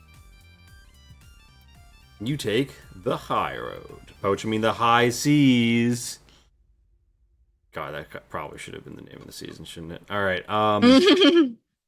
So Is it not? it's Call of the Sea. Should have made it call the high seas. Yeah, that's exactly what I was saying. I should have. And I'll grab Lonnie from down here, and we'll dismiss the pixies for the moment. And I don't think anybody particularly is going to remember or care, but guest starring on this and every other episode of the big foursome fleet.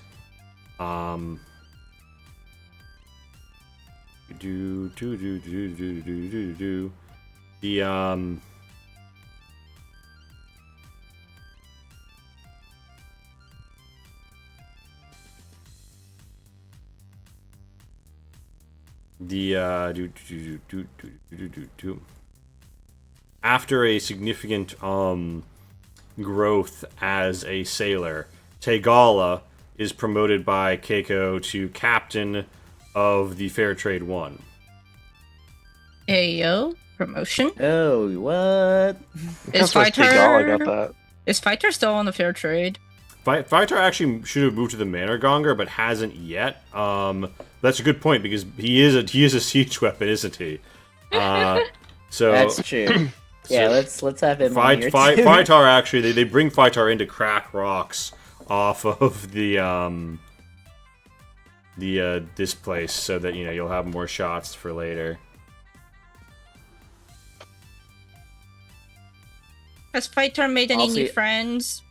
Obviously not drugs, but like earth rocks. Yeah, people are pretty quick to grow endeared to Fightar once they get over the fear. Fighter has friends. Mm-hmm. Also, I don't know if it's gonna matter, but as long as Hey, we Fightar had friends on the island too. They were sheep friends. That he was And dinner. some of them are still here and probably avoid Yeah. him like the plague. Yeah, for well, no the thing particular reason. is, most of them are literally the crew of the Fair Trade right now. Oh. Which is create a weird Well, that's kind of situation because awkward. yeah, like she has a relationship with him as well, but you know, it's probably fine. I don't know if it's gonna matter, but as long as the worm is on the Managonger, Kabancho is gonna be on the main boat. All right. So that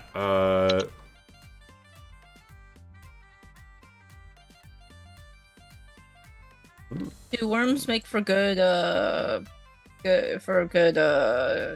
nap cushions?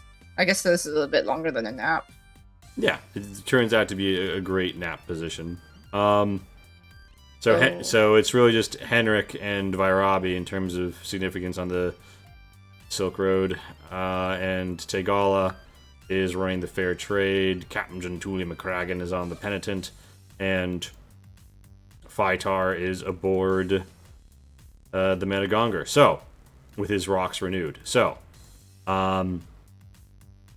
you all set out for the high seas, and Captain Keiko says, "Didn't expect myself to be acting as an admiral, but..." And then sort of cuts a flying V formation, right? So she's got the Ballinger and the Cog behind off to either side, right? And she has, as always, Gentuli out front scouting. So everyone's pretty free to maneuver, but, you know, close enough to the front to do something. And you guys sail forwards. And that night, so like time passes, right? And Lonnie sleeps under the worm's wing. And everybody else sort of, you know, finds their way of passing time. So Lonnie successfully gets a long rest. Yes, at the end of the long rest, you are awoken by Let's go. You are awoken by Kairak.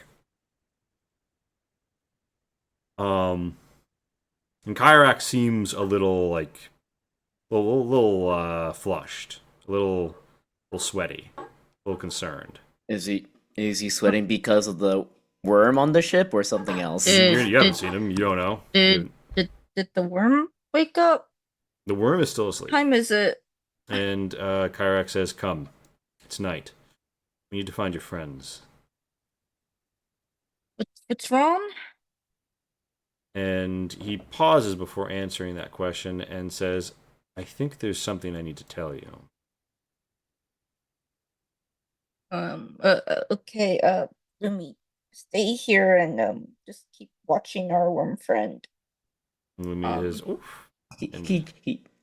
Never mind, sorry, go on.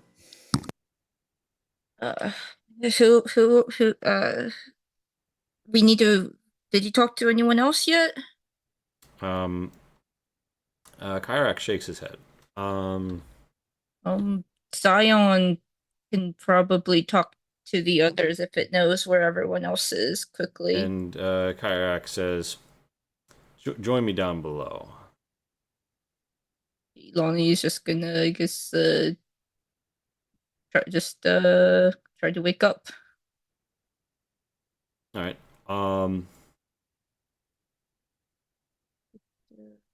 So Kairak like comes and arouses you from wherever you would be at night, or like whatever you happen to be doing if you're on Sentry's Rest, for example. What happened to Zion? Did I send it to a greater plane? Did I send you too far up or down, Kai? You Did you? Zion had entered ethereal. As a matter of fact, what happened to Lonnie? What map are we supposed to be on? The Managonger scene. Hold on, I'll draw. We're you still on 1, 2, 3, Ocean, Blue Ocean, or something like that. Yeah, I was moving you guys around, and then some of you just weren't there anymore, and now I can't find Lonnie or Zion. The map's loading for me. So I don't know where I am. Actually, this map Now loaded we're pretty all quickly on for me. Managonger. Well, at least I see Kabacho and I. Mhm. Yeah. There's Lumi. I see Lumi. Oh, I see me. I see me. Oh, Wait, where are I see you you, too. Zion? where's that? Oh, I stacked you. Zion's up here. Oh, okay, so we were just all stacked on each other. Guys, you can't all keep climbing on top of me. No, we just no, It no. We doesn't all work climb this on way. top. We climb on top of Zion, and Zion climbs on top of you. You are the noble steed for Zion. See, it's the way that because your body's angled that way, like Zion can just like plop on your like thorax. No. Is that how I that don't. works? Is 300 pounds enough for to make Kabanto's abdomen explode? You know what? We don't know until we test it. I I vote we mean, what's test a it. third death? You know? He casts Yeah. Banish on Tento, and as the boat moves out of the way, he comes back over the water. I think you're being a bit too like How long does Banish What? last? Again? aggressive. A minute. Yeah, the boat I would don't. I probably don't move think. fast enough. I don't think you minute. need to do all that. I No think one that's a will know bit Tento's much. gone. That's not true at all. Tento's just a very It'd be too sneaky quiet. boy. Tento's a very sneaky boy. He wants to be. And this was just one of those times. Yeah. So the group is summoned, and Irak sits with you, and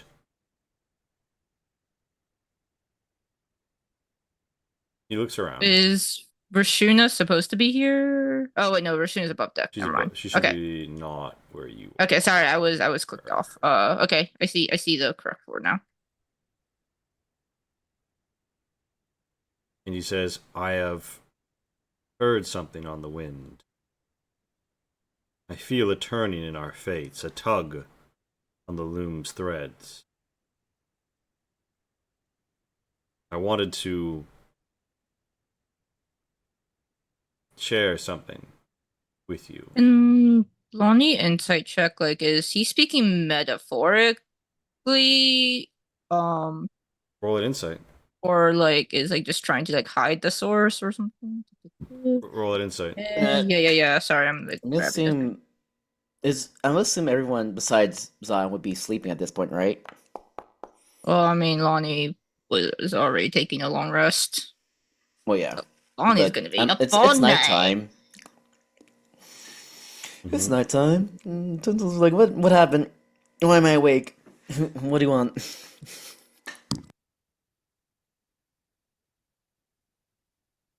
Funny total, by the way. Yeah. What you surmise is that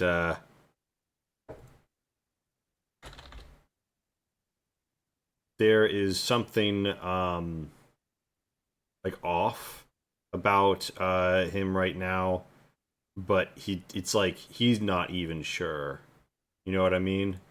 Like Okay. he's speaking like almost metaphorically, but it could be true type situation.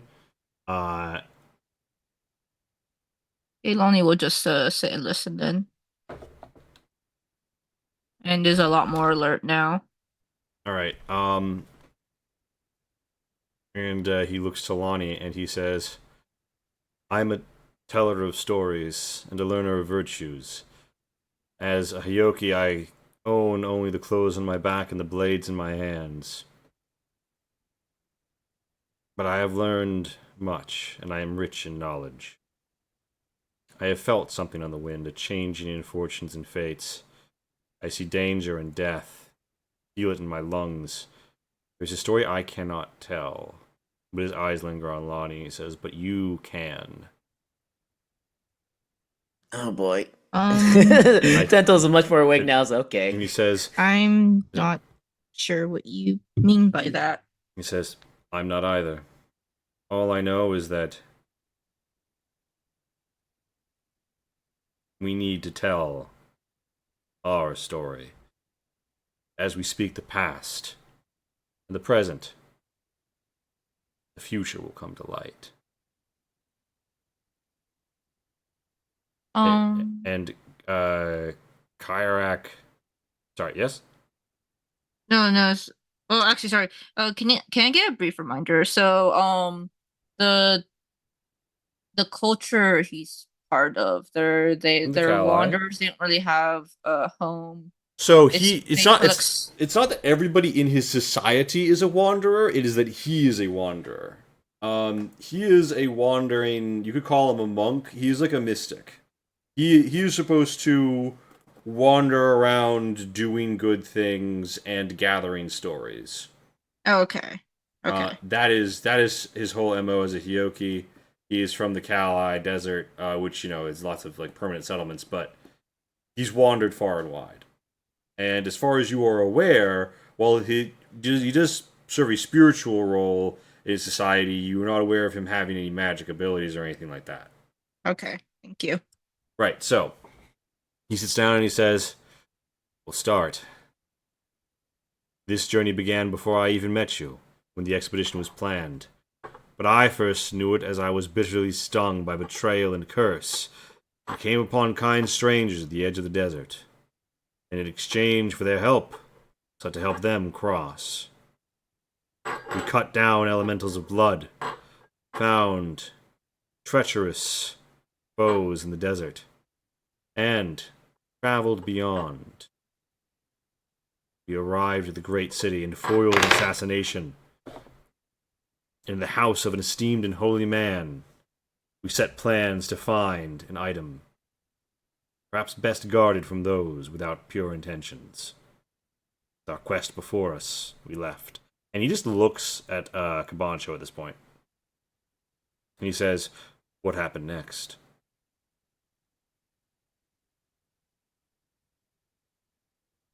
Real quick, is he referring to the Oni that was trying to pass off cursed items to people?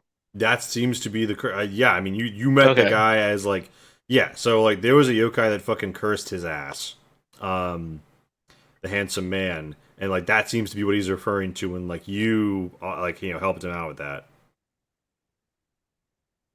We intervened and helped you break the curse, and then by doing so, we became the next target of the yokai. But we didn't do much to it, but we did break its we did end its story with the promise of we would carry out its one final curse. Yes, its final And we received wish. its hammer. And pass the cursed hammer onto someone who deserves to be cursed. And that is a curse, and that is our burden still. And then he looks to Tento and says, "And what happened next?" What? Let's see. I think after that, we said something. We looked for some dwarvish device that some guy owned, Merchant. right? Am I You thought that about some it. merchant? You thought about it. You didn't do it. Yeah. Yeah. We no, were no. I'm asked, saying we heard about it. Yeah, we heard about it, and the guy was keeping it for himself because another merchant wanted to use it, but the price was too high. So we went to a prince or something like that, it was a right? local lord that Local was there a local lord? was, sort of. They were calling themselves the Lord and trying to make a local militia to be a guard, No, no, and they were that trying to was gain the influence. no, that was the guy who was trying to buy the item or use the item from the other merchant who had the dwarvish item. Yeah. Then we went to some sort of lord or something to try to convince him to make the other guy who had the dwarvish item to give it to the guy who wanted it. And then that guy was attacked by assassins. He was, yes. And tell us your story. Tell us, as I have told, your view of that house and that man and the assassins within. I don't think I have any high thoughts about the guy. I think the guy was just pretty reasonable. I mean, he did, at the end of the day, he did help us out, if I remember correctly. And the assassins, we fended them off. Am I missing something? Oh, And but then he he was the says, guy and who was. he says, He and then was we the guy take. who's also. He says we take to the Sorry, go sea. on. We get on the sea. We take a ship. Yeah. The call of adventure. What happens here on the water? Oh, the Anorak assassin. Yes. Oh, that was that guy. I did not remember that. I didn't think those two were connected. Or at least I misremembered that What? part. What happened? What are you talking about? I know. I remember you talking about talking to assassin before letting one go. What does that have to do with anything? Is that not the assassin you were just talking about, Tento? Yes. You met a deadly No. assassin, and then you let them go. And Camacho let them go. And Kyrak says, Kyrak says, yes, we are learning. And now, what happened next? You're on the ship. You sail. We sail. We see foreign lands. We see new islands. Come upon a strange cannon. And Kyrak points to Zion. What do you learn? What do you see on those shores, on that ancient boat?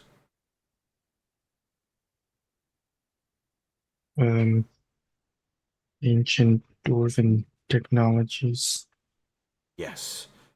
And then what do you do with them? You restore them. How?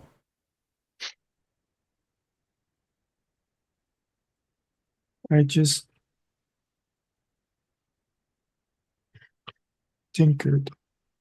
You tinkered. You knew. Your hands guided you. You know, it's funny when you say hands because that's when a giant hand attacked us. And he says, you're right. The progenitor, the one who haunts our expedition's leader, their own sire. Kyrak seems to shudder. The true antagonist of this story who haunts us. I feel it in my bones. His hands never far. The crack of foul lightning on the wind. And he says, we traveled, we fought the hags, we fought pirates, we fought the sea itself. And now we stand on the precipice of the present, the Sea Lord close. Tell me, Lonnie, what is happening now? Lonnie, you feel like something rising in your stomach as your brain gets a little fuzzy. Like there's something you need to let out. Do you try and like choke it down, or you just let it happen? I trust Kyrak. I'll let it happen. Okay. Lonnie opens her mouth and in a voice that almost doesn't sound like her own, starts to narrate. There is a man with a mask. A ghost stands behind him. His lieutenants kneel. The messenger rises. He says they have seen his quarry. They say he rests amidst a fleet. The Lord rises angry, the ghost behind him floating. He draws his weapon and he cries out for blood. The sea starts to churn. The mist starts to rise. The fog starts to fall. Blood fills the water. Lightning cracks the sky. A worm is unleashed. Blood, fire, death, an ancient ship that will be the graves of hundreds more before it is over. 2 ships dance against 4. And Kyrak nods, and all of you guys are watching this, and Lonnie's like non-covered eye is starting to glow a little. Lonnie, what the fuck? You're okay? Lonnie, you heard all of that, but it almost like wasn't you speaking. But you saw it. You saw everything I just said, like in your eyes. What does Lonnie do after that? Lonnie's just gonna, I guess, like snap out of it. It's like, uh, did you do that, Kyrak? No, I didn't. You did. You can see the present, Lonnie. You can see the future. What happens next, Lonnie? It could decide all our lives. What happens next? And Lonnie, you feel it's like a rat in a cage. It wants to get out. There's something inside of you, but you have to let it. Do you try and let it out?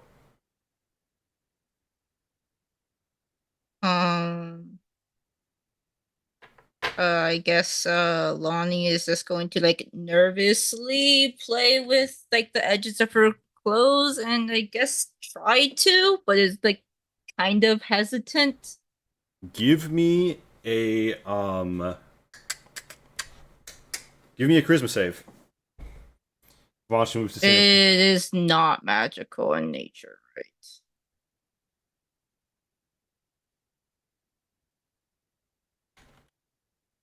Right? Correct. It is not magical in nature. Okay, Can we help in this in any way or no? Yeah, so what happens is Kyrak sees you faltering, and Kyrak says, "The story. Speak the story. She will hear the past, she will know the present, she will see the future.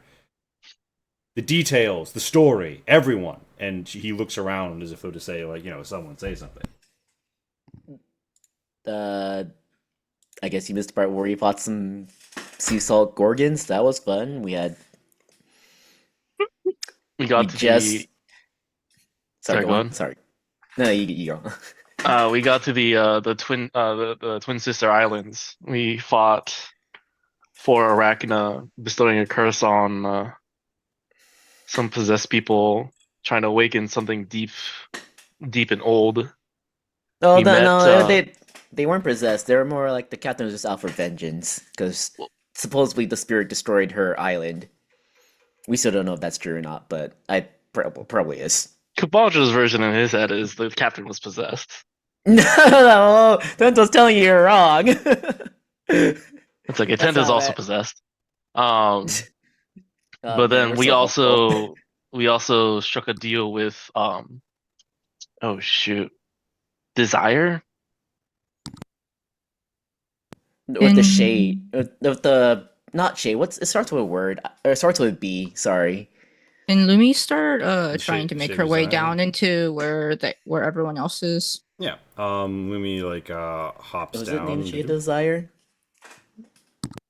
Makes Yeah, makes something her like way that. over here. And yeah, Shape Desire. And when Lumi walks in, she looks at you and she howls. And Kyrak says, "Yes, the story." And Lonnie, you have advantage. Give me that second roll on that save. Like just 1 second roll or Yeah, like roll two. no, Okay, just okay, yeah. okay. Do-do-do.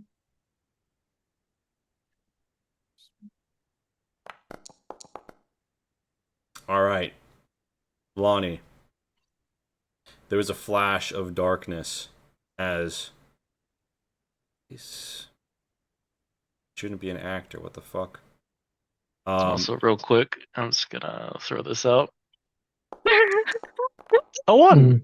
So good. Yes. Hey, you made my Christmas score. Hey, it's an even number. Let's go. It's got to be good if it's even number, right? It's got to be enough, right?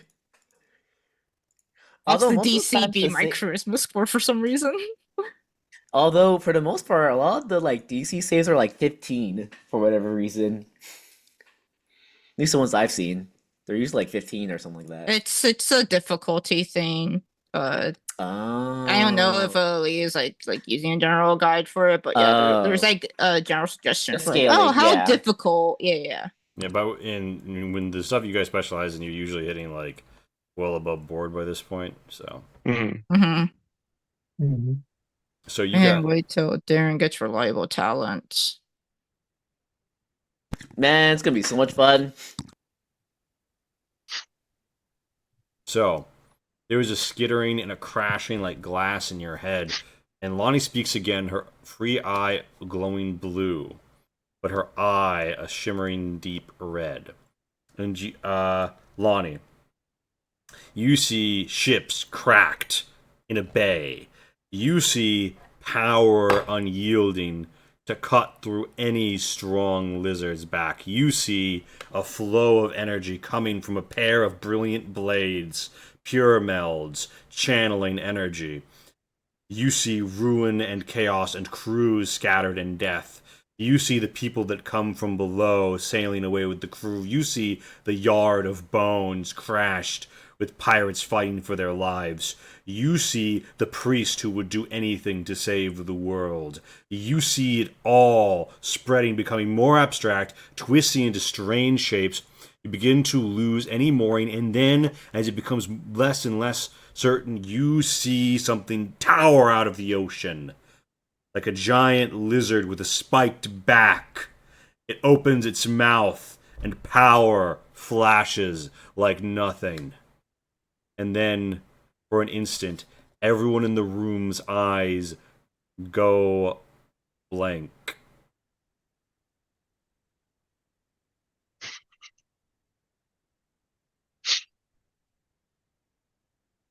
And you see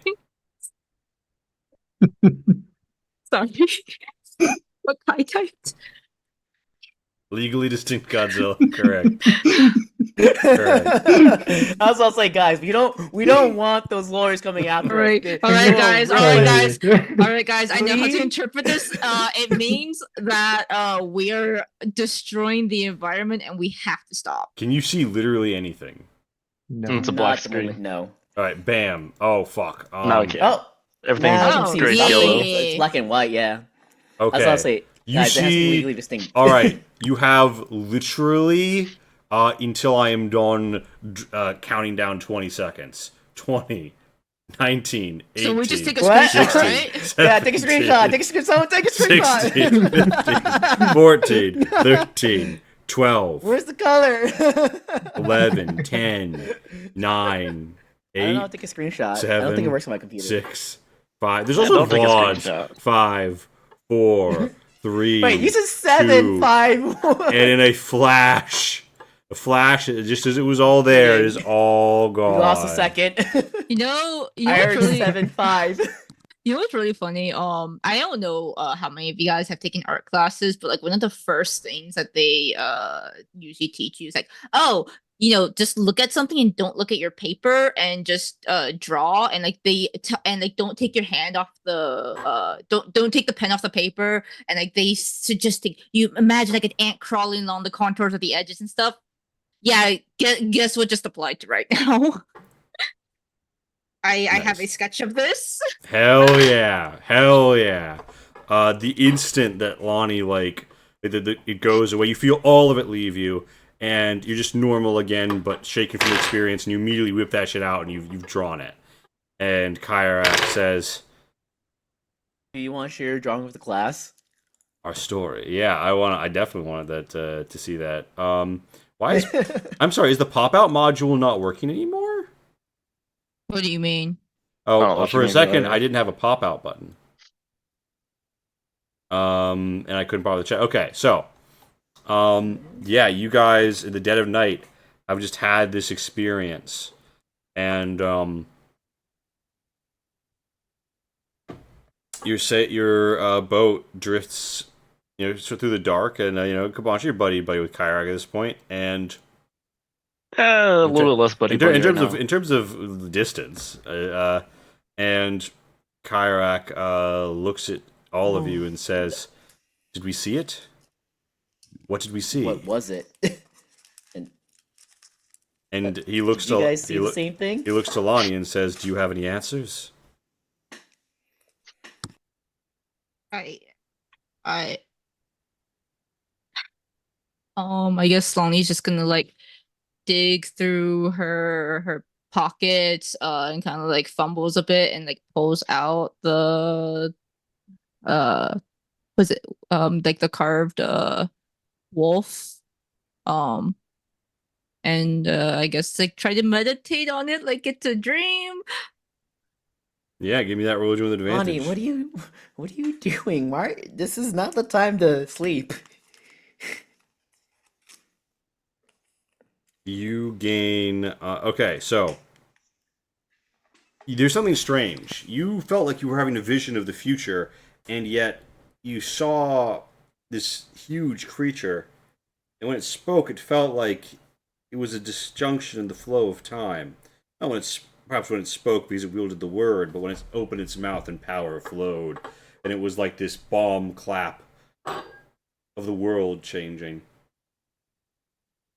And you think about it. You think about all of these changes and these bloodsheds, and you feel like you were looking at Dead Crest Island. You were looking at what will happen at Dead Crest Island. What could happen at Dead Crest Island? That's the island we're I- going to. Yes, Yeah. that is the goal of the expedition: is to reach Dead Crest Island. I just want to say that Tento has seen something like this on a mirror before. He has seen a creature like that on a mural. I forget where Was it in the Fey I realm? saw it. No, It was, I don't think it was in the Fey realm. it I was back when you think were in Kokolo Forest and we were Ah, investigating your mother, your mother. if I remember correctly.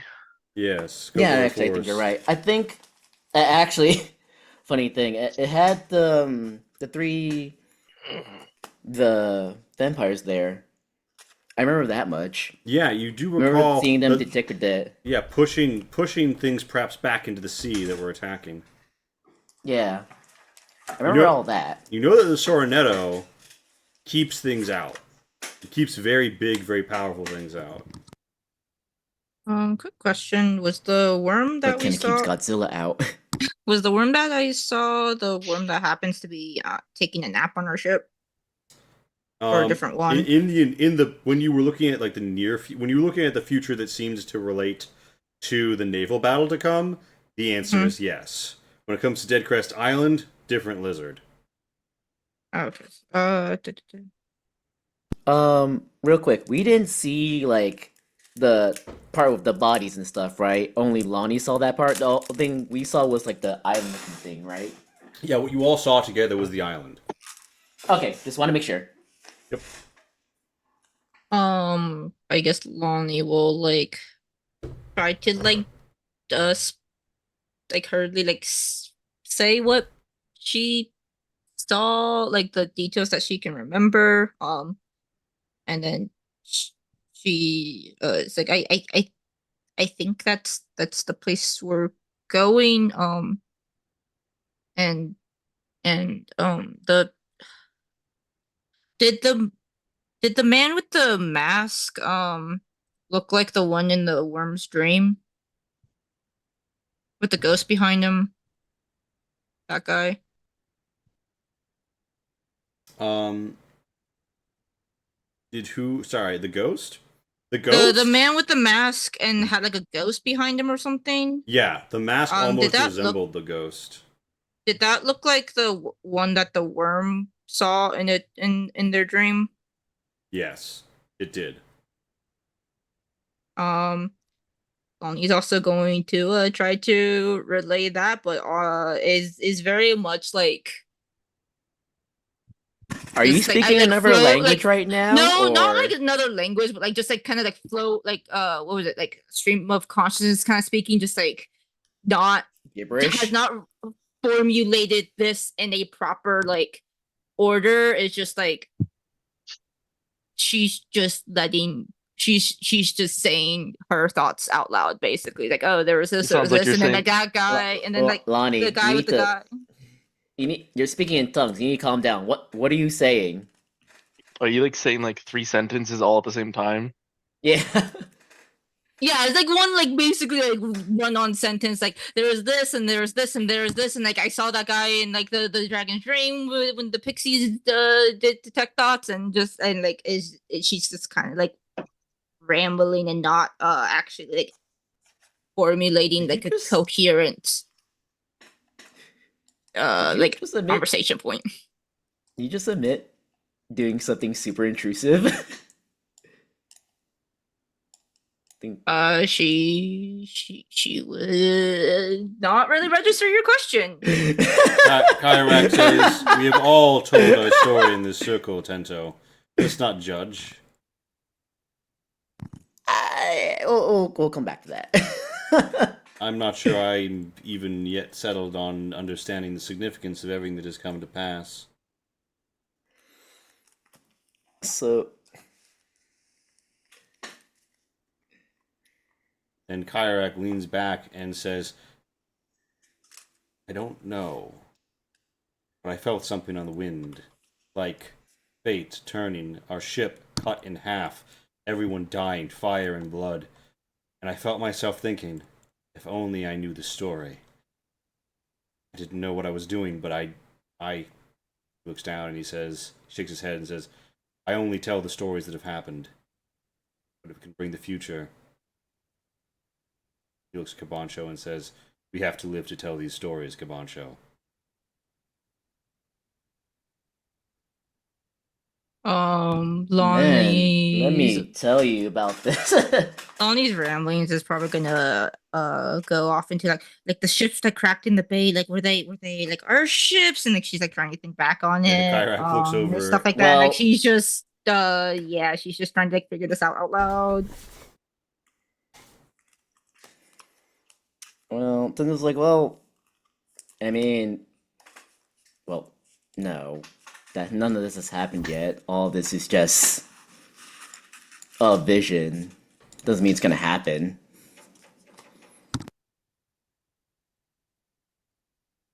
Out of character. Tento, where the fuck have you been for this whole campaign?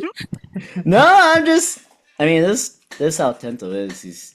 The future is unknown. It's I know. unpredictable. I mean, Kyrak, Kibosh is in the same boat. Kyrak says, the story is the story. How the loom tugs at us, how fate twists.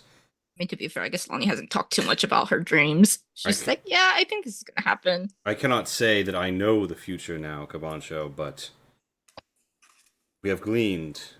If it can help us make our own future. But you're right. It is not We've a done more than story. glean. Perhaps.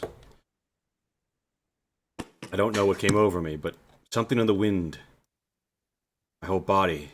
A chill. I felt. I don't know. Like the rush you get when a blade is at your neck. Danger is impending. Like any moment you could die. Feel so alive. I don't know. Jesus, are you okay? Do you need a nap? I don't know. And you realize he's in a very cold sweat. And it's like, he looks very, like, he ain't looking too good, really. He did kind of die. So, I mean, you have too, but you look alright for the most part. Just a little pale. Tento's like, how about we just come sit or lay down for a second? Maybe we'll get you some water, and you'll probably be a bit more rational once the adrenaline stops pumping through your veins. I don't think that's what's going on here, Tento, but I think he's not in the best headspace at the moment. Shakes his head and he says, I don't know. He kind of looks down and he says, I'm sorry, I don't know what I should have done. In I'll all go work, intents and 'cause you- purposes, you did the right thing and tell us about possibly something horrible happening, but let's give it some more thought and maybe calm down. You're right. He hugs I go himself. work because you started sounding like a lot of the people that are hunting Lonnie. And he says, who are they? What do they sound like? It's a menagerie of people, mainly the Fae. I think that's as I But- say, I think it's up to Lonnie to tell Kyrak whether or not she wants to share that. And he says, That's right. yes, I do not mean to pry. I'm sorry if I've caused you any undue stress. Kyrak says to Lonnie, who's like, messing with the papers and muttering about things about ships. It's okay. Lonnie's already a ball of stress. Can't make it any worse. I look at Lonnie, probably. Probably. Lumi growls at you. Roll D5. Thank you for the raiding party. We just had a vision of the future, and now we have a vision of the present, where we're playing D&D. Thank you for the raid. I'm just saying. I'm just just saying, Lonnie switches tones in stressful situations. you for She could be speaking that tone the whole time, and that's when you probably know she's at her breaking point. Yeah, it's just like look. Yes, you can be very stressed, but we all handle it. It'll be fine. But thank you for bringing this to our attention, because obviously it has to do with us, and well, mostly Lonnie, and probably us. Pretty high chance of us too. Pretty high chance of us too. Ion's gonna start mounting the Dwarvish cannon on the ship. I just Damn. imagine Zion is like just like Is ready. Like, looking Zion. around, and then just like stands up, kind of like brushes the dust off, and then just like goes back to work. Zion's ready to fucking click. He's ready to pop someone, guys. Yeah, you bring out the dusty, old metal obsidian dwarf cannon, ill understood yet powered into your dwarf, into your. How am I forgetting the word warforged? Your warforged core, and you connect it, and you start to build a basis for it, and look into the ruins. And where do you want to mount it on the ship? On like the rear castle, aft castle? Yeah. All right, the obsidian dwarf cannon I'm starts to be gonna installed explain there. to Kyrak. Yeah, Zahn had a bad reaction one time. A bad reaction to Kyrak asks, Something happened to us. I see. I hope I haven't caused any undue stress, but if you're all ready to meet our foe, then the day will come when we are sat back in that hall, when we pass our drinks again, and in the hall of our sponsor, we will tell our stories with no More assassins in our VPN? back. Oh, I'm sorry. Have you been feeling like your party is being watched? Do the Fae always seem to have a changeling lurking, learning what's happening? Have there you an seen any owl in your strange dream? elf blades sailing by recently? NordVPN has the solution for you. Mask your fantasy presence using a virtual private network. I feel like for legal purposes, we are not actually sponsored, but also this is a bit. Yeah. I don't think any of us have actually used NordVPN. No, I mean, I think I tried to set when my brother was in China, we tried to set up all sorts of VPNs for him because like they'll ban them every other month. So I have like fucked Jesus with NordVPN, Christ. but I haven't actually used it personally. Anyways, All right, that was a good way to derail us. I'm sorry about that. Quite all right. I mean, thank you, Roll D5 viewers, for joining us. We're pretty much at the end of the night here, but you just joined us as an amazing vision recounting the story of the past and the present of this adventure they've gone on, Call of the Sea, which is an arc of our years-long High Road campaign, as they are about to approach Dead Crest Island, the objective of the whole thing. It's kind of like if this arc is One Piece, they're getting to the One Piece in like the next 2 sessions. So come back for a big battle against the Sea Lord and reaching Dead Crest Island with the Sand Harpy's heart. What could go wrong? What could await them on this dark vision they've received of the island that awaits? Tune in the next several times to find out. This is a 7 to 11 p.m. Eastern show. Yes, Casey?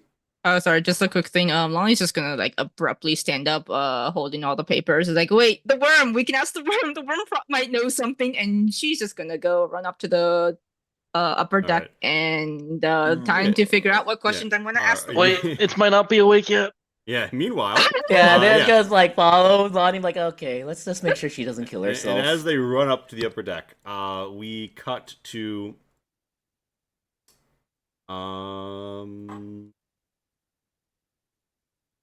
feedback phase, in which the player is telling what they didn't like and want to see more of. And we also take viewer feedback if you'd like to join the Discord or drop in the chat. And yeah, thank you all for coming out. And we're gonna take it left to right tonight. Casey, hit me with it. I enjoyed the pop quiz of, hey, do you guys remember what the fuck happened a couple like months ago?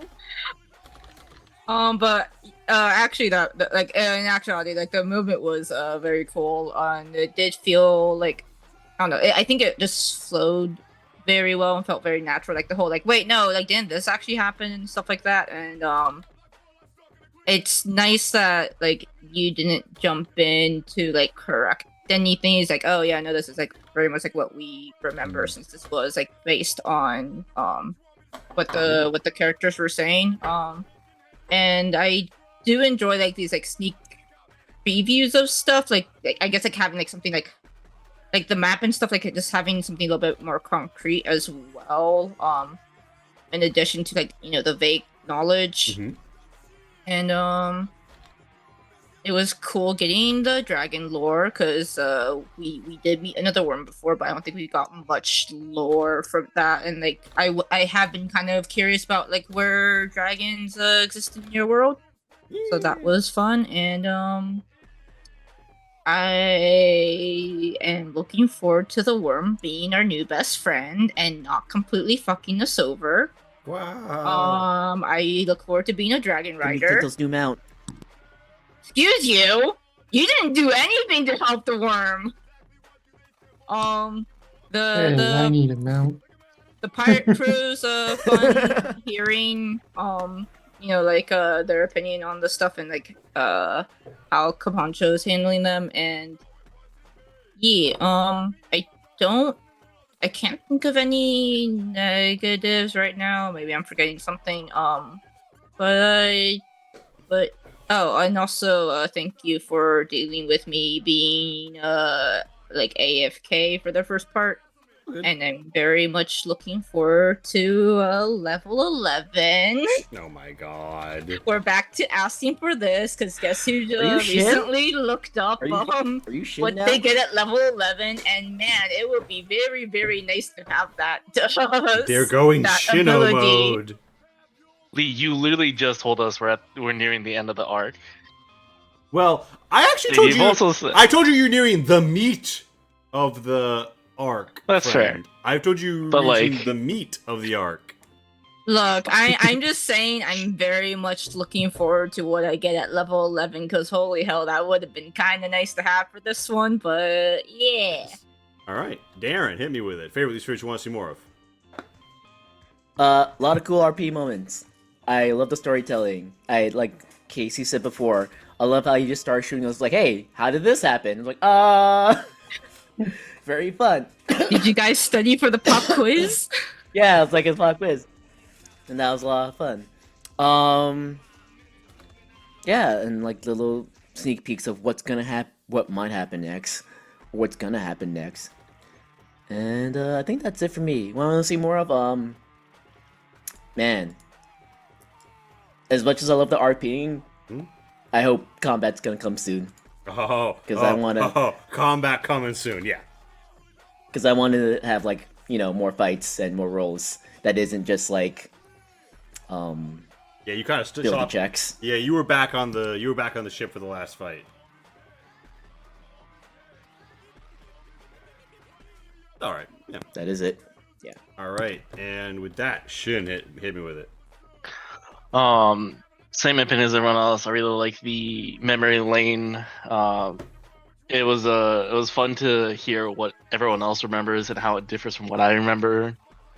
And then like that triggering more memories, and that was very cool.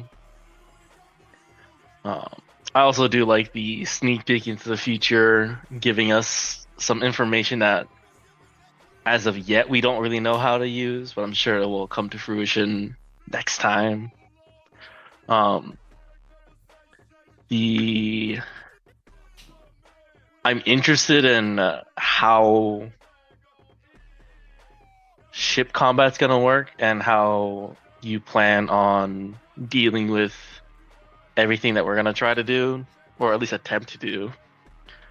There was a very big point of like setting us up, getting our resources allocated, and like Yep. spacing and nominal ship order is gonna matter a lot very quickly. One negative thing with that is I think some of that we could have done off stream and not, because there was a good couple of moments where it was kind of unclear on like if we should try to progress the story or if we're just waiting for something. Sorry, yeah.